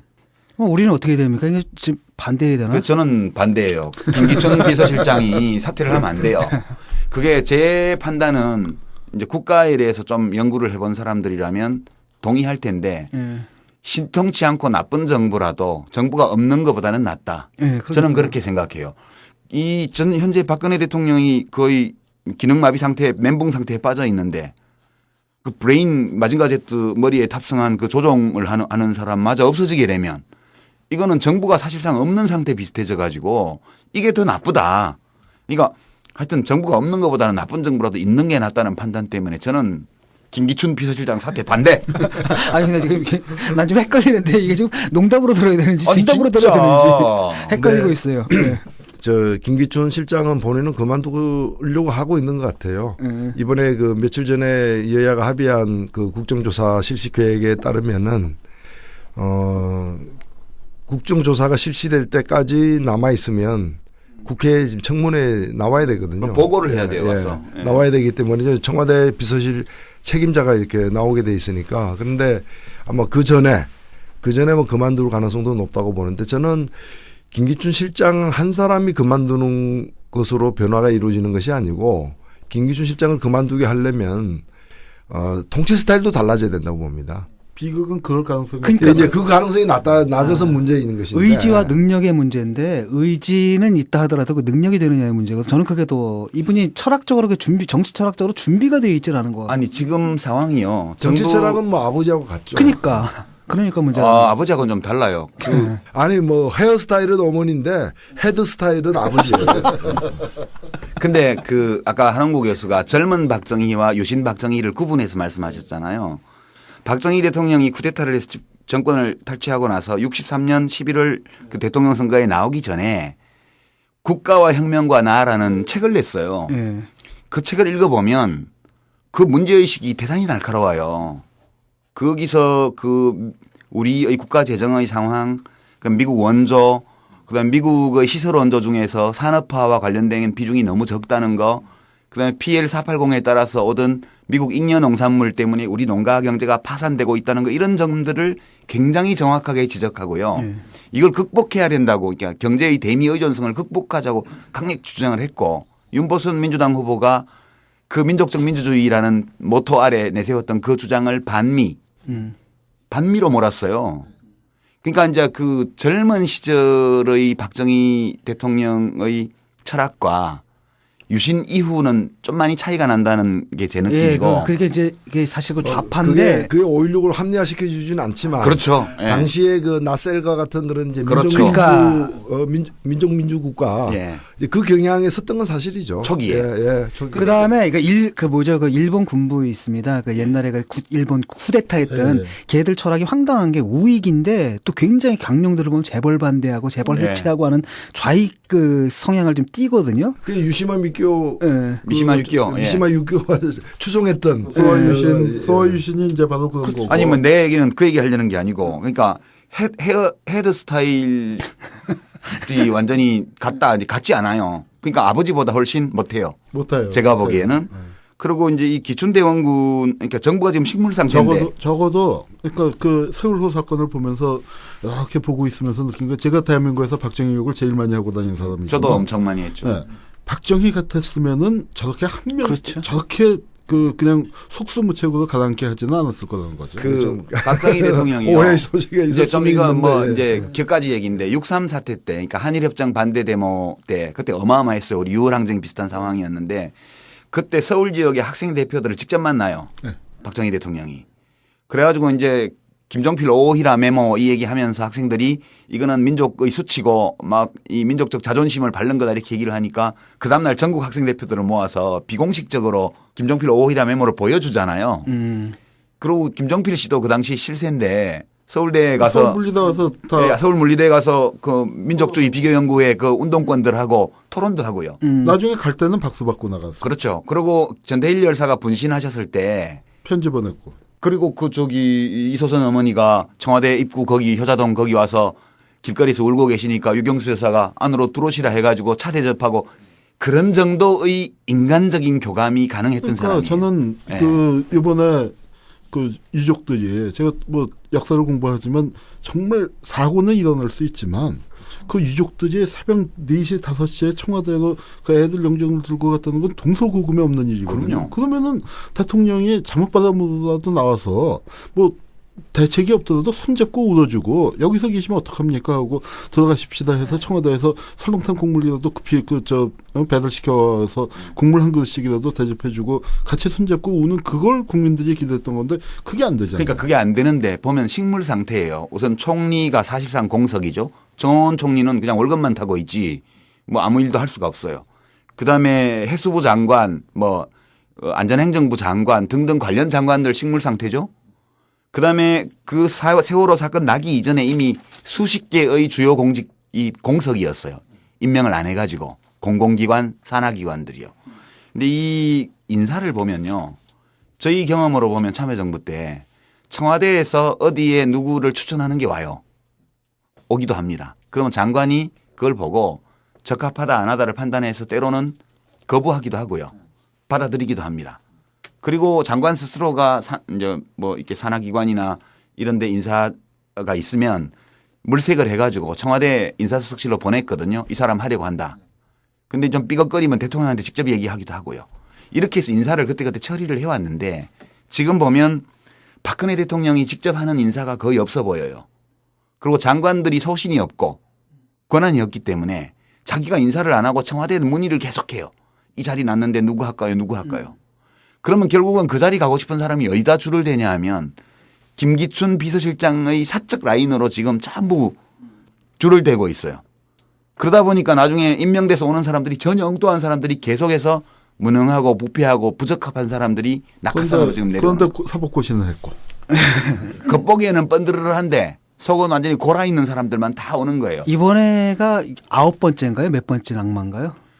이번 뭐 기준에 따라 다른데 6번째일 수도 있고 9번째일 수도 있고 그런데 문제는 이 조건에서 김기춘 비서실장마저 없어지게 되면 정부가 진짜 식물 상태가 돼요. 이거 지금 진짜 걱정스러운 사태입니다. 사실은 이제 이게 그러니까 그 이명박 정부 초기에 그러니까 촛불 일어났을 때 이명박 정부도 이제 정말 멘붕 상태였는데 그때하고는 또 얘기가 틀린 것 같아요.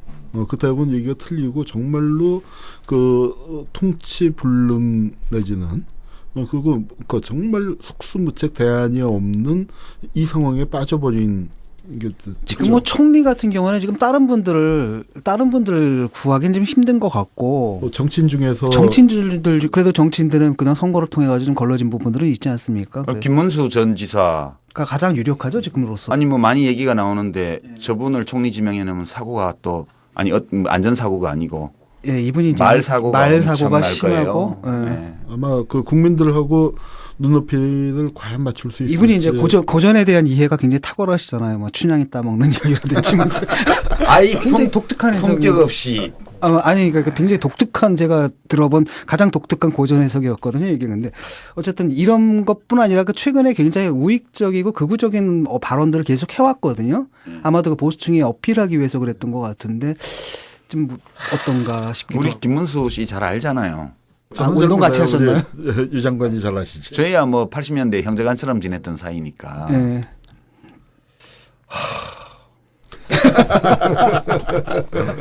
그때 좀 얘기 좀 해주시죠 지금.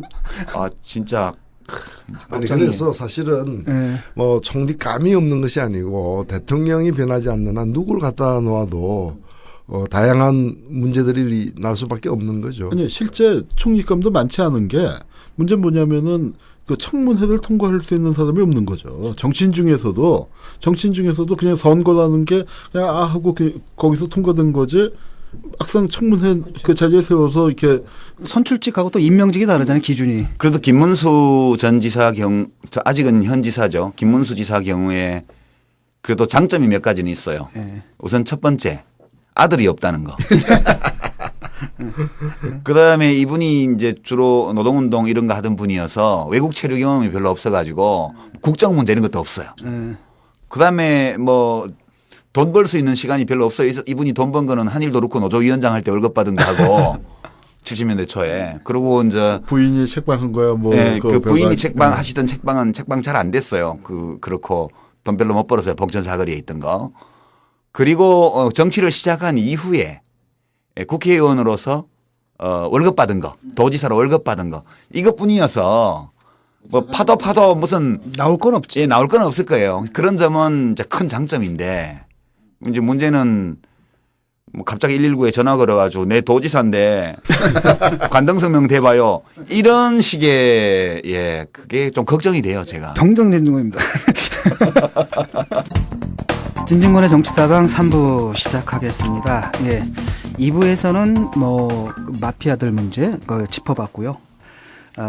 지금 3부 들어가면서 이들의 반격에 대해서 좀 우리가 좀 우려를 좀 해야 될 것 같습니다. 지금은 이 사람들이 당하고 있지만 인터넷을 보게 되면은 뭔가 나름대로 또 이렇게 부글부글 끓는 게 있거든요. 자기들이 세월호로 인해서 말을 참 못하고 그들 관점에서는 좀 당하고 있다 이런 그 분위기도 조금 느껴지거든요. 그래서 이 사람들이 이제 어떻게 움직일까 이런 것도 좀 궁금하고 당분간은 이제 머리를 딱 숙이고 있다 치더라도 곧 이제 기회가 오면 또 다시 자기들의 이제 복원을 하려고 하겠죠. 그런 부분들이 지금 상당히 좀 걱정이 되는데 저쪽에서 지금 그 공안 권력이 그러니까 여태까지 이제 그 권력을 유지해온 게 뭐 삐걱하면은 종북 빨갱이도 본 거였거든요. 예. 그러니까 이게 우리 공안 권력의 공안 마피아의 탄생부터가 그래요. 다리 끊고 도망갔다가 돌아와갖고 그 남아있던 사람들.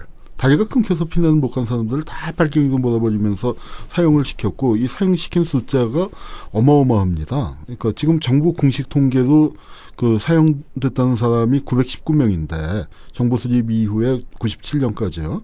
근데 제가 이번에 그 글 쓰면서 자료조사 해보니까 이게 뭐 저 신문기사 한 두세 건에서 각각 확인된 것만 해도 그것만 해도 수백 명이에요. 그러니까 919명 한 거보다 훨씬 더 많이 죽였고, 그리고 고양 금전굴 같은 거 뭐 재판 없이 죽인 거까지 치면은 수천 명을 죽인 거거든요. 근데 친일파들은 단 한 명도 처형당한 거 없는데 이제 이렇게 됐고, 그렇게 뭔가 비판적인 얘기를 하려는 사람을 빨갱이로 몰아 죽이면서 권력을 유지해 왔는데 이제는 더 이상 그게 안 된 거죠. 지금은 이제 뭐 오히려 그 세월호 때 정보 비판하는 사람을 종북이라고 했다가 역풍을 받고 있는 이제 그런 지경이 그 되었고, 그 다음에 지금 보수 언론, 수거 언론에서도 뭐라고 얘기를 하기가 힘들어진 상황이고, 더군다나 이제 그 안대희마저 낙마해버리고 나니까 앞으로 총리와 각부 장관의 청문회를 줄줄이 해야 하는데 거기서 이제 또 그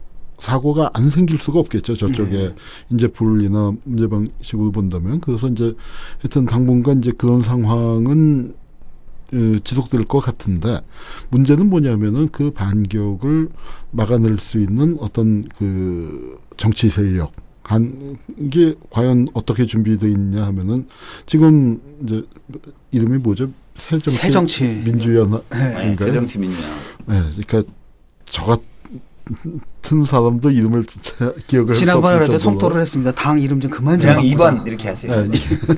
하여튼 민주당 그쪽 지금 하고 있는 거 보면은, 그러니까 그래요. 진짜 박근혜 정권이 하고 있는 걸 보면은 저 정권은 절대로 유지 안 될 것 같고 다음번 선거에 바뀔 것 같은데, 우리 편이 하고 있는 걸 보면 또 절대로 정권이 바뀔 것 같지 않은 그런 절망감을 준단 말이에요. 복원력이 부족해. 복원력이. 거기다가 그 진보 진영이 또 분열이 돼 있고, 그 중에서 그래도 그 제일 좀 큰 집이라고 할 수 있는 통합진보당은 지금 뭐 완전히 그 이석기 사건 또 뭐 정당 해산 심판돼서 움직이기 굉장히 어려운 지경이고, 결국 그런 의미에서는 이게 정의당의 역할이 이제 대단히 그 중요한 건데, 정의당 그 세는 현실적으로 볼 때 너무 그 약하고 참 그 걱정입니다. 이게 이 상황이 어떻게 갈지. 바로 그 유시민 대표 그 얘기한 것처럼, 유시민 당원 얘기한 것처럼 이 박근혜 정권이 이게 유지되는 게 맞는지 아닌지 참 걱정스러운 예. 그런 상황이죠. 근데 이 이 공안 마피아 오늘의 이제 주제는 공안 마피아인데요. 우리 현대사를 이렇게 전체적으로 살펴보면 새누리당이 정치적으로 대표하고 있는 보수 세력 또는 수구 세력, 뭐 집권 세력, 지배층 이쪽이 권력을 유지해왔던 무기가 두 개예요. 이제 하나는 국민 대중의 물질적 부에 대한 욕망을 터뜨리고 그다음에 표출시키고 부추기고 그리고 그것을 자기들이 해줄 수 있다고 이야기하는 이 경제성장론, 개발 부자 되세요, 개발 공약 이제 이런 욕망을 부추기는 욕망의 정치가 한 축이고요. 두 번째 축이 공안이에요. 공안인데 이것은 단순히 북한의 위협을 자꾸 거론하고 북한에 대한 증오감, 혐오감 이런 걸 부추기는 그런 선에 거치는 것이 아니고 국민들 개개인에게 북한 편으로 몰릴지 모른다는 개별적 공포감을 심어줘서 네. 자기들이 하는 주장을 편들게 만드는 거거든요. 그러니까 이게 뭐 천안함 사건도 그랬고 지금 뭐 과거의 모든 사건들을 보면 정부가 딱 북한 소행이다 발표해 놓고 그거에 대해서 이거 좀 이상하지 않아요? 이렇게 합리적 의문을 제기하면 너 북한 편이지. 북한 가서 살아라. 김정일이 좋아하겠네. 이렇게 한 것이 이제 공안 통치예요. 그리고 이 국민들에게 내 자신이 이 북한하고 한편으로 몰리게 되면 나 자신뿐만 아니라 우리 가족들까지 친척들까지 다 피해를 보고 사람들이 나를 왕따시킬 거다. 이 두려움을 계속 심어주기 위해서 이제 간첩을 조작해내고 뭐 북풍을 일으키고 이렇게 해온 거거든요. 이 공안 마피아는 이 역할을 충실히 해줌으로써 이 권력 집단 속에서 떡고물을 얻어먹고 생존해온 거죠. 이 구조인데 또 그렇게 반격할 거예요. 예. 비교적 최근 일이지 않습니까? 유호성 간첩 조작 사건 이런 것들은 상당히 상식적으로 이 방식도 너무 그렇고. 예. 근데 이제 그게 잘 안 먹히는 거예요. 예. 국민들이 겉으로는 여론조사 같은 걸 하면 정부 발표를 믿는다는 식의 답을 많이 해요. 왜냐하면 그거 안 믿는다고 하면 큰일 나죠. 북한 편으로 몰릴 위험이 있기 때문에 그래서 아주 지금은 민주화 시대고 정보가 많이 공개되어 있기 때문에 아주 설득력 있게 근거를 가지고 하지 않으면 예전만큼의 효과가 안 나기는 해요. 그러나 이 두려움은 여전히 많은 국민들이 마음속에 들어있기 때문에 이것을 부추기는 방식의 어떤 반격을 공안 마피아 쪽에서 해올 가능성이 매우 높다. 그거 말고는 다른 방법이 없을 거다. 그렇게 봐요. 네. 지금 보면은 이제 그 이분들이 뭐 예컨대 이제 우리가 지금 이 사회를 지배하고 있는 그분들이 반성을 하고 있느냐 그건 좀 아닌 것 같거든요. 왜냐하면 그건 불가능한 얘기지.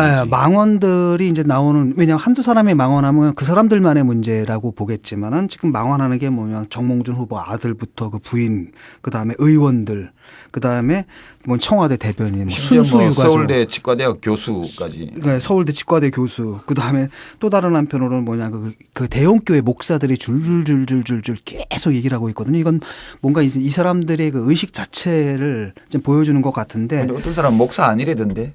누구요? 그 조광작인가 그 한기총 부회장. 목사가 아니에요? 목사예요. 가짜 목사라는데. 가짜예요? 그 네. 목사 그거 없대요? 없대요. 근데 한기총이 된 거예요? 예. 애호장 사건 이후로 완전. 근데 누가 내 목사입니다 그러면 그거를 뭐 등록증 보자 그러나 뭐 문화관광부 종교국에 등록된 그렇죠. 뭐 하긴 그 사람이 아니, 무슨 사업가였어요 동시에. 변희재 대표는 그런 거는 검증을 안 하시나? 아 그거는 학위가 아니고. 요즘 그분은 안 했으니까. 그분은 요즘 그 스시랑 그 고구마 사건 때문에 조금 식품 쪽으로 많이 식품적으로 예, 바뀌었어요. 식품 안전 쪽으로 이렇게. 제가 요새 돌아가는 걸 몰랐네요. 그러니까 참고로 그 월남쌈 있잖아요. 그 2,990원에 팝니다. 그 럭키마트에서요. 월남쌈도 아니고 고구마라는. 네, 고구마요. 네, 친환경 고구마, 럭셔리 고구마. 오케이. 그건 그렇고요. 그렇기 때문에 이제 이번 선거가 상당히 중요한 것 같습니다. 일반 선거에서 우리가 이 선거의 의미를 어떻게 규정해야 되는지. 예. 당대표 하시던 분. 왜 이렇게 침묵을 하세요? 아니 얘기가 재미있어가지고. 예, 저는 아까 뭐 조금 전에 그 말씀도 한 말씀 얹히면은 유신을 1972년에 그 유신 선포할 때 보면은 명분이 통일이었어요. 예. 어찌 보면 가장 통일을 안 하고 싶은 사람이 북한을 빌미로 해서 또 그냥 빌미로 하지 않고 통일하는데 우리가 주도권 뺏겨서는 안 되고 먹혀서 안 되니까 우리 위주로 이렇게 통일하려면은 이 나라를 이렇게 둬서는 안 된다. 바꿔야 된다. 이렇게 얘기했잖아요. 저는 통일준비위원회인가요? 아직 안 만들어졌습니다는 본인 스스로가 일단 위원장으로 스스로를 셀프 임명을 했잖아요. 그 통일준비위원회 얘기하면서 통일이 대박이라고 얘기한 게 어찌 보면은 과거 1972년과 같은 방식으로 군사력을 동원한 쿠데타는 불가능하지만 자기 나름대로의 어떤 현재 21세기형 어떤 유신 선포와 같은 통일을 명분으로 삼아가지고 어떤 집권의 어떤 그 흐름이라거나 또는 강도라거나 이런 방식이라거나 이런 걸 갖다가 좀 만들어 가려고 하는 게 아닌가 그런 점에서 최근에 나오는 여러 지적된 망언이라는 것들이 우리가 볼 땐 망언이지만 본인들로서는 상식인 거죠. 자기들이 보는 한반도 또 자기들이 보는 어떤 국가 자기들이 보는 또 이제 뭐 통치 그 방식 이게 보면은 자연스러운 얘기가 그렇기 때문에 애들도 얘기하고 나이 든 사람 남녀노소 가리지 않고 하여튼 그쪽에 있는 사람들은 다 비슷하게 얘기하고 있는 게 아니냐 이렇게 보여지고요. 네, 우리랑 좀 세계가 좀 다른 세계에서 오신 분이라서 저는 그냥 도몽준 씨. 그래서 저는 별에서 온 그대. 도몽준 씨. 네.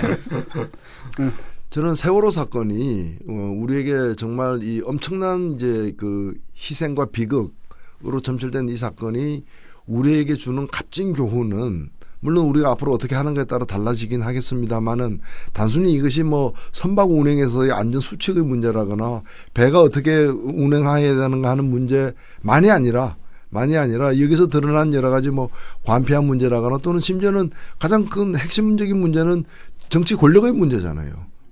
어떤 정치 권력이어야 하느냐에 대해서 다시 한번 생각하게 해주는 많은 이제 계기와 단초들을 제공하고 있다. 마침 또 여기에 육사 지방선거라는 대통령 선거는 아니지만은 선거가 딱 앞에 두고 있다는 거죠. 저도 어저께 뭐 사전투표를 했습니다만은 어제 오늘 이렇게 그 이루어지는 사전투표에서 어저께 그 투표율 4.7% 예. 자체가 예상을 지금 한 뭐 2배로 뛰어넘는 수치를 보여주고 있지 않습니까? 오늘은 뭐 더 오늘은 저도 투표를 할 예정. 우리 이 방송 나갈 때쯤이면 다 이제 종료된 후일 텐데 지금 10% 수준 정도의 사전투표율을 예상하고 있거든요. 예상한다고 그래요. 이런 것들이 보면 이제 뭐 여러 또 해석이 가능하겠습니다만은 적극적으로 투표하려는 층이 많이 생겼다라는 걸 의미하는 것이고 그것이 최근에 벌어진 어떤 이 세월호 사태에 대한 어떤 1차적 반응.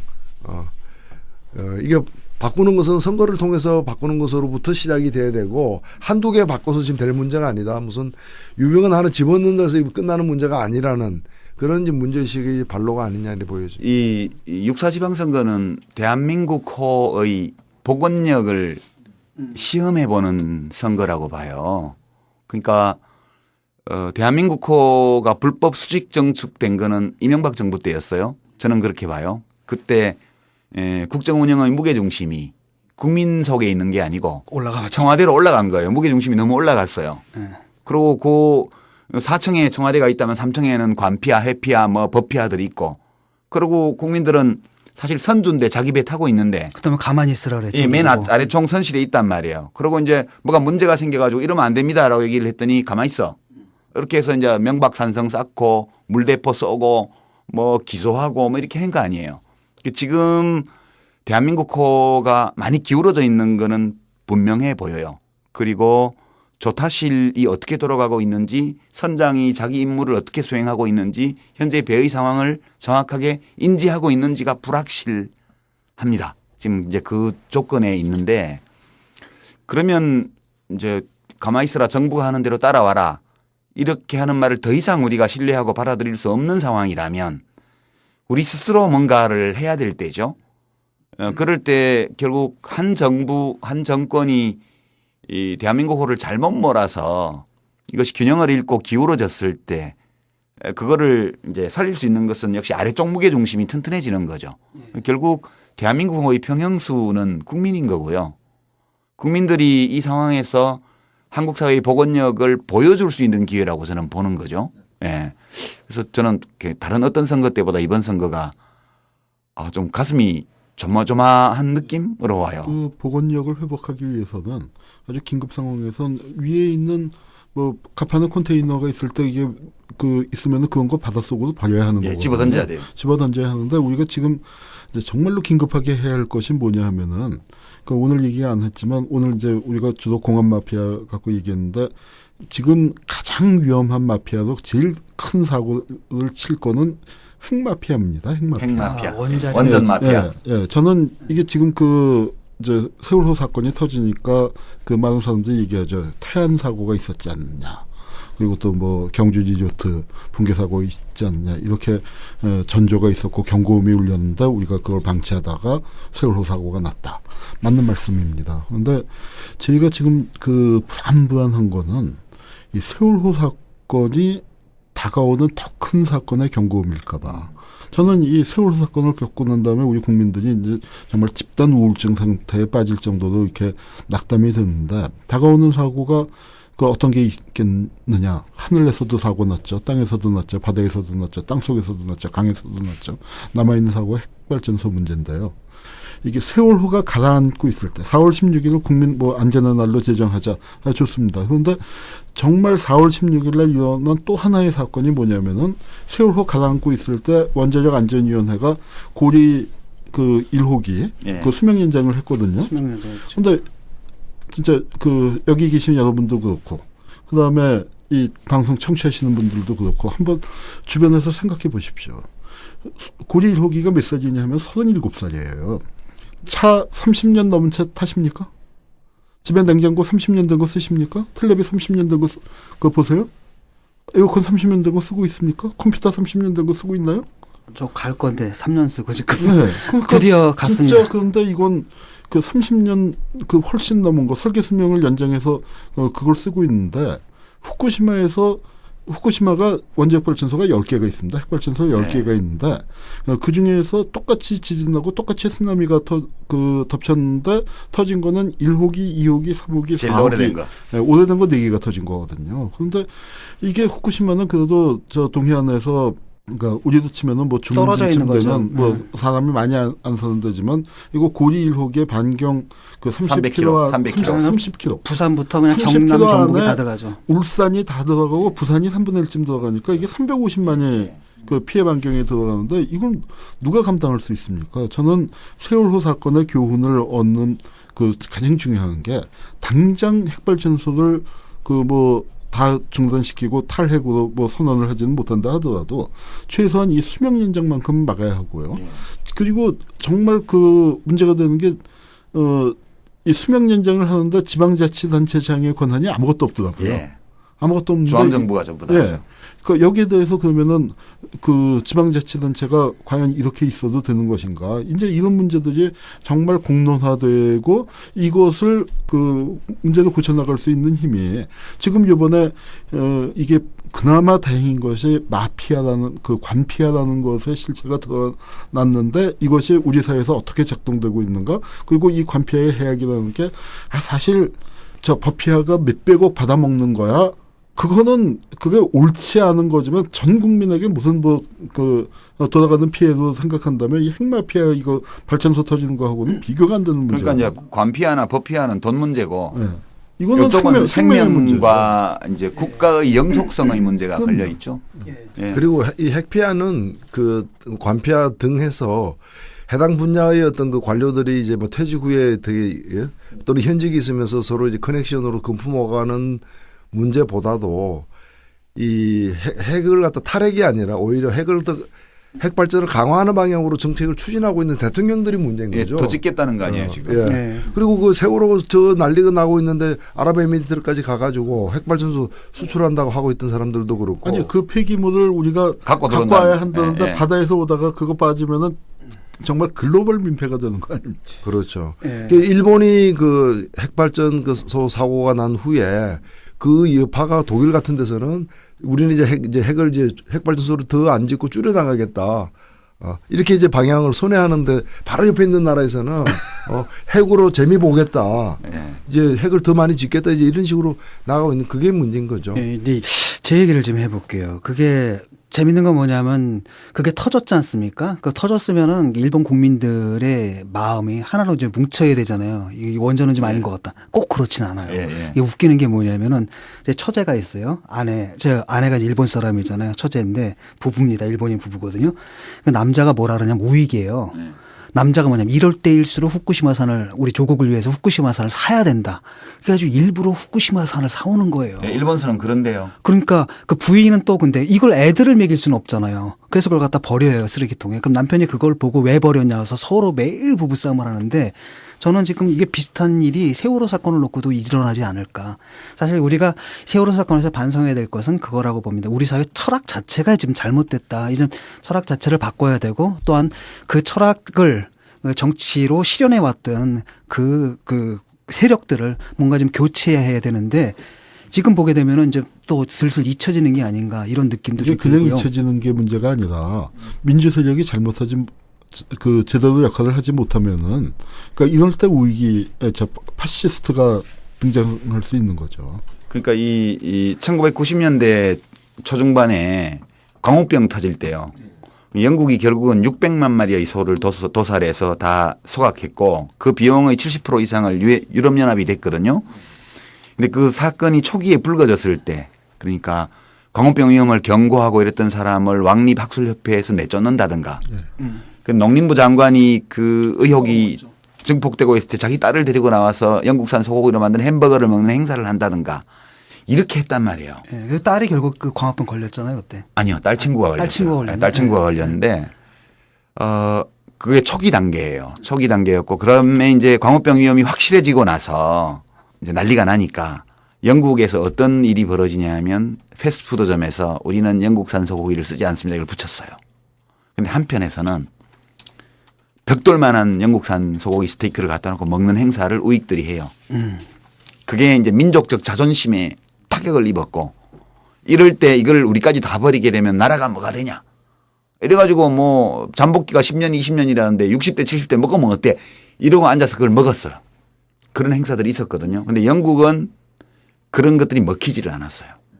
일부가 그런 짓을 했지만 그래도 다수의 국민들이 이건 아니다. 이건 아니다.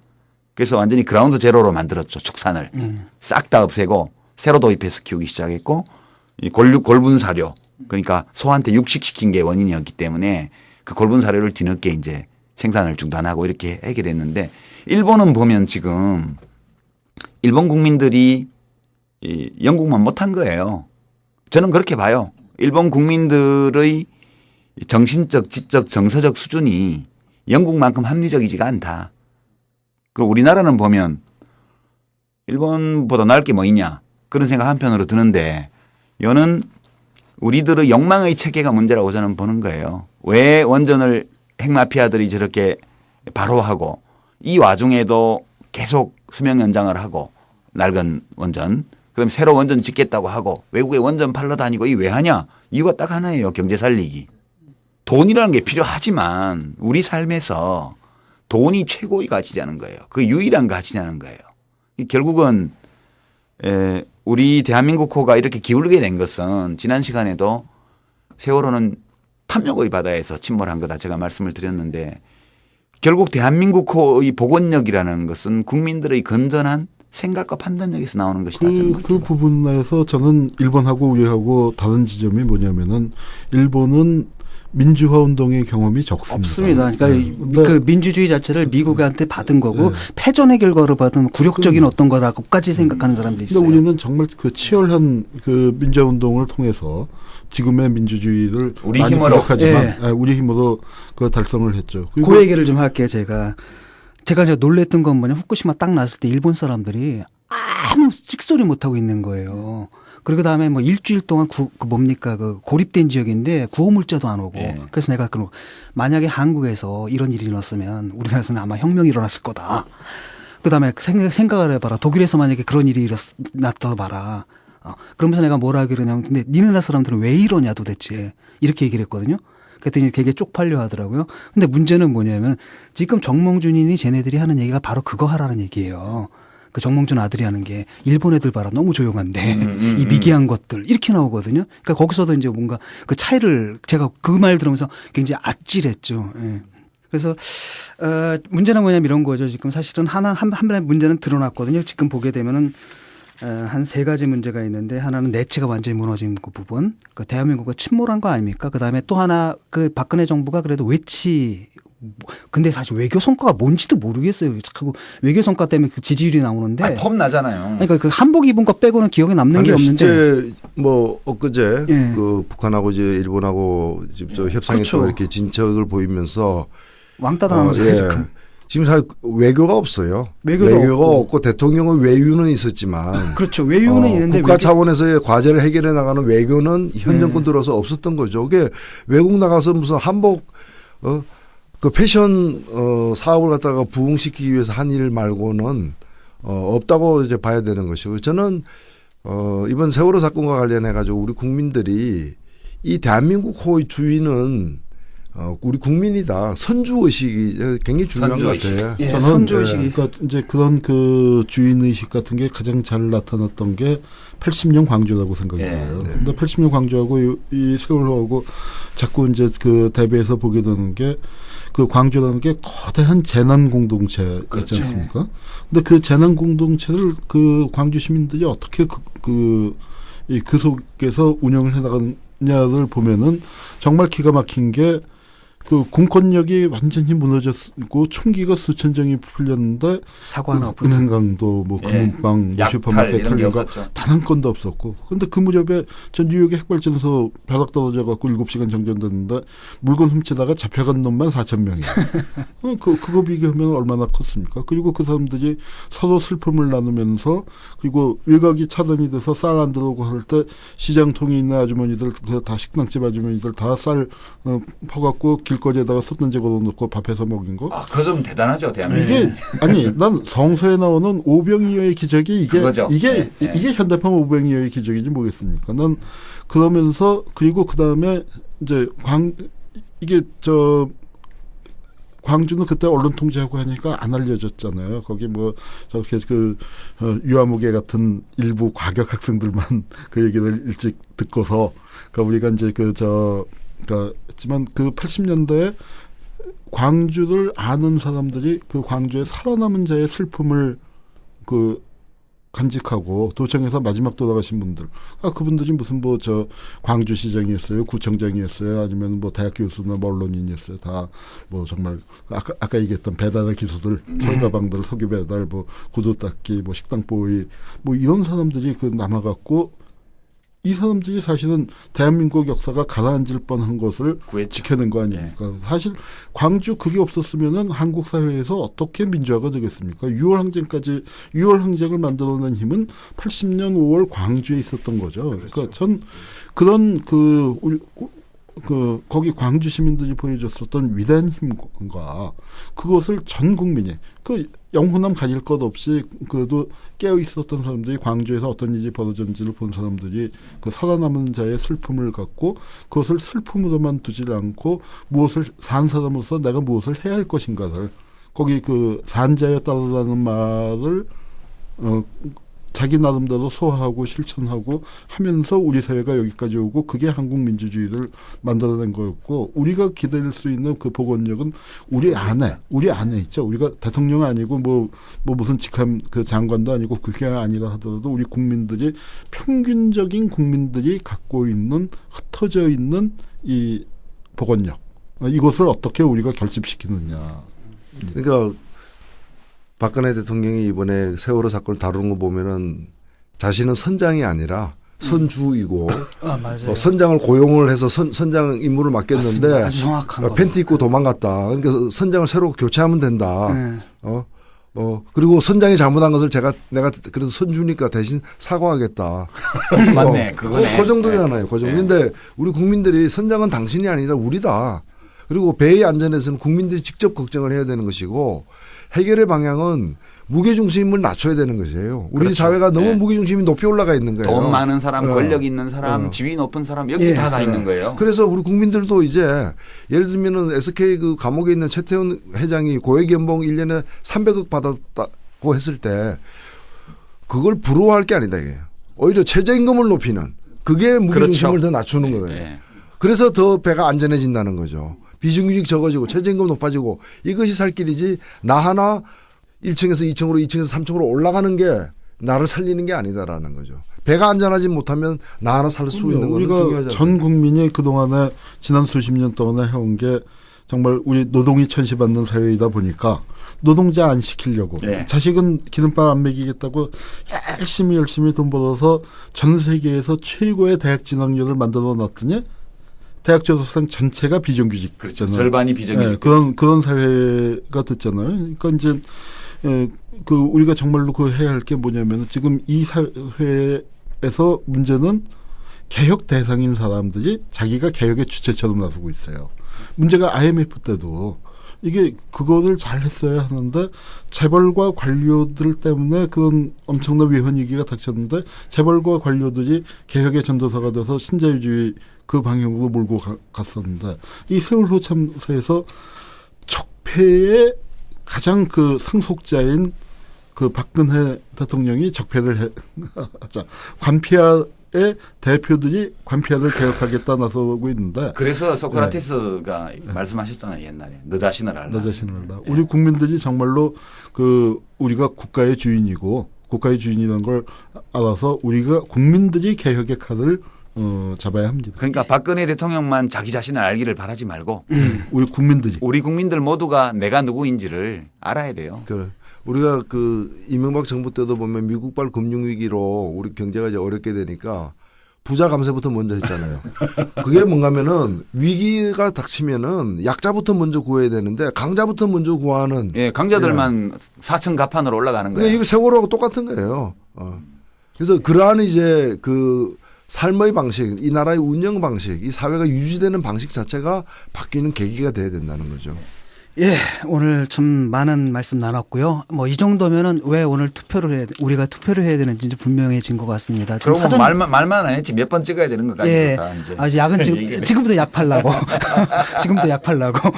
아시죠? 오늘 6시까지죠. 저녁 6시까지 사전 투표가 있으시니까요. 하시고요. 또 6월 4일 날 잊지 말고 꼭 투표하십시오. 그리고 그렇습니다. 가장 큰 문제가 뭐 새누리당 문제가 있다는 거 누구나 다 압니다. 근데 또 하나는 뭐냐면 그렇다고 그 새정치민주연합 여기도 사실 문제가 아주 없다고 할 수 없는 부분이 있죠. 그래도 100%하고 50%하고는 차이가 커요. 예, 크죠. 그럼에도 불구하고 그렇잖아. 이게 아니고 저쪽 갔다 저쪽 아니고 이거 왔다 이러는 것보다도 또 다른 대한정당 기호 4번이죠. 정의당 예. 꼭 좀 특히 정당 투표. 정당 투표. 예, 정당 투표는 예. 4번이 다 있습니다. 다른 뭐 광역 단체장이나 이런 데는 4번이 없는 경우들도 있고 뭐 그런데 정당 투표는 이제 비례 광역의원, 비례 기초의원을 뽑는 선거니까 비례의원을 뽑는 정당 투표는 반비례해서 찍어야 됩니다. 예. 그래서 제1당, 제2당을 안 찍고 4번을 찍어야 됩니다. 그게 4번이요. 조그맣기는 해도 예. 침몰해가는 한국 정치의 에어포켓이에요. 에어포켓. 거기다 공기를 주입해 주셔야 돼. 예. 그래야 사람들이 숨 쉬고 살죠. 예. 그래서 6월 1일 날 투표하실 분들은 비례대표 1번 찍으시고요. 2일 날 투표하실 분들은 2번, 3일 날은 3번, 6월 4일 날 투표하시는 분들은 4번을 찍으시면 되는 겁니다. 사고 없으시기 바라고요. 예. 뭐 진중권의 정치다방 2회까지 우리가 했는데요. 오늘 여기서 마무리 짓기로 하겠습니다.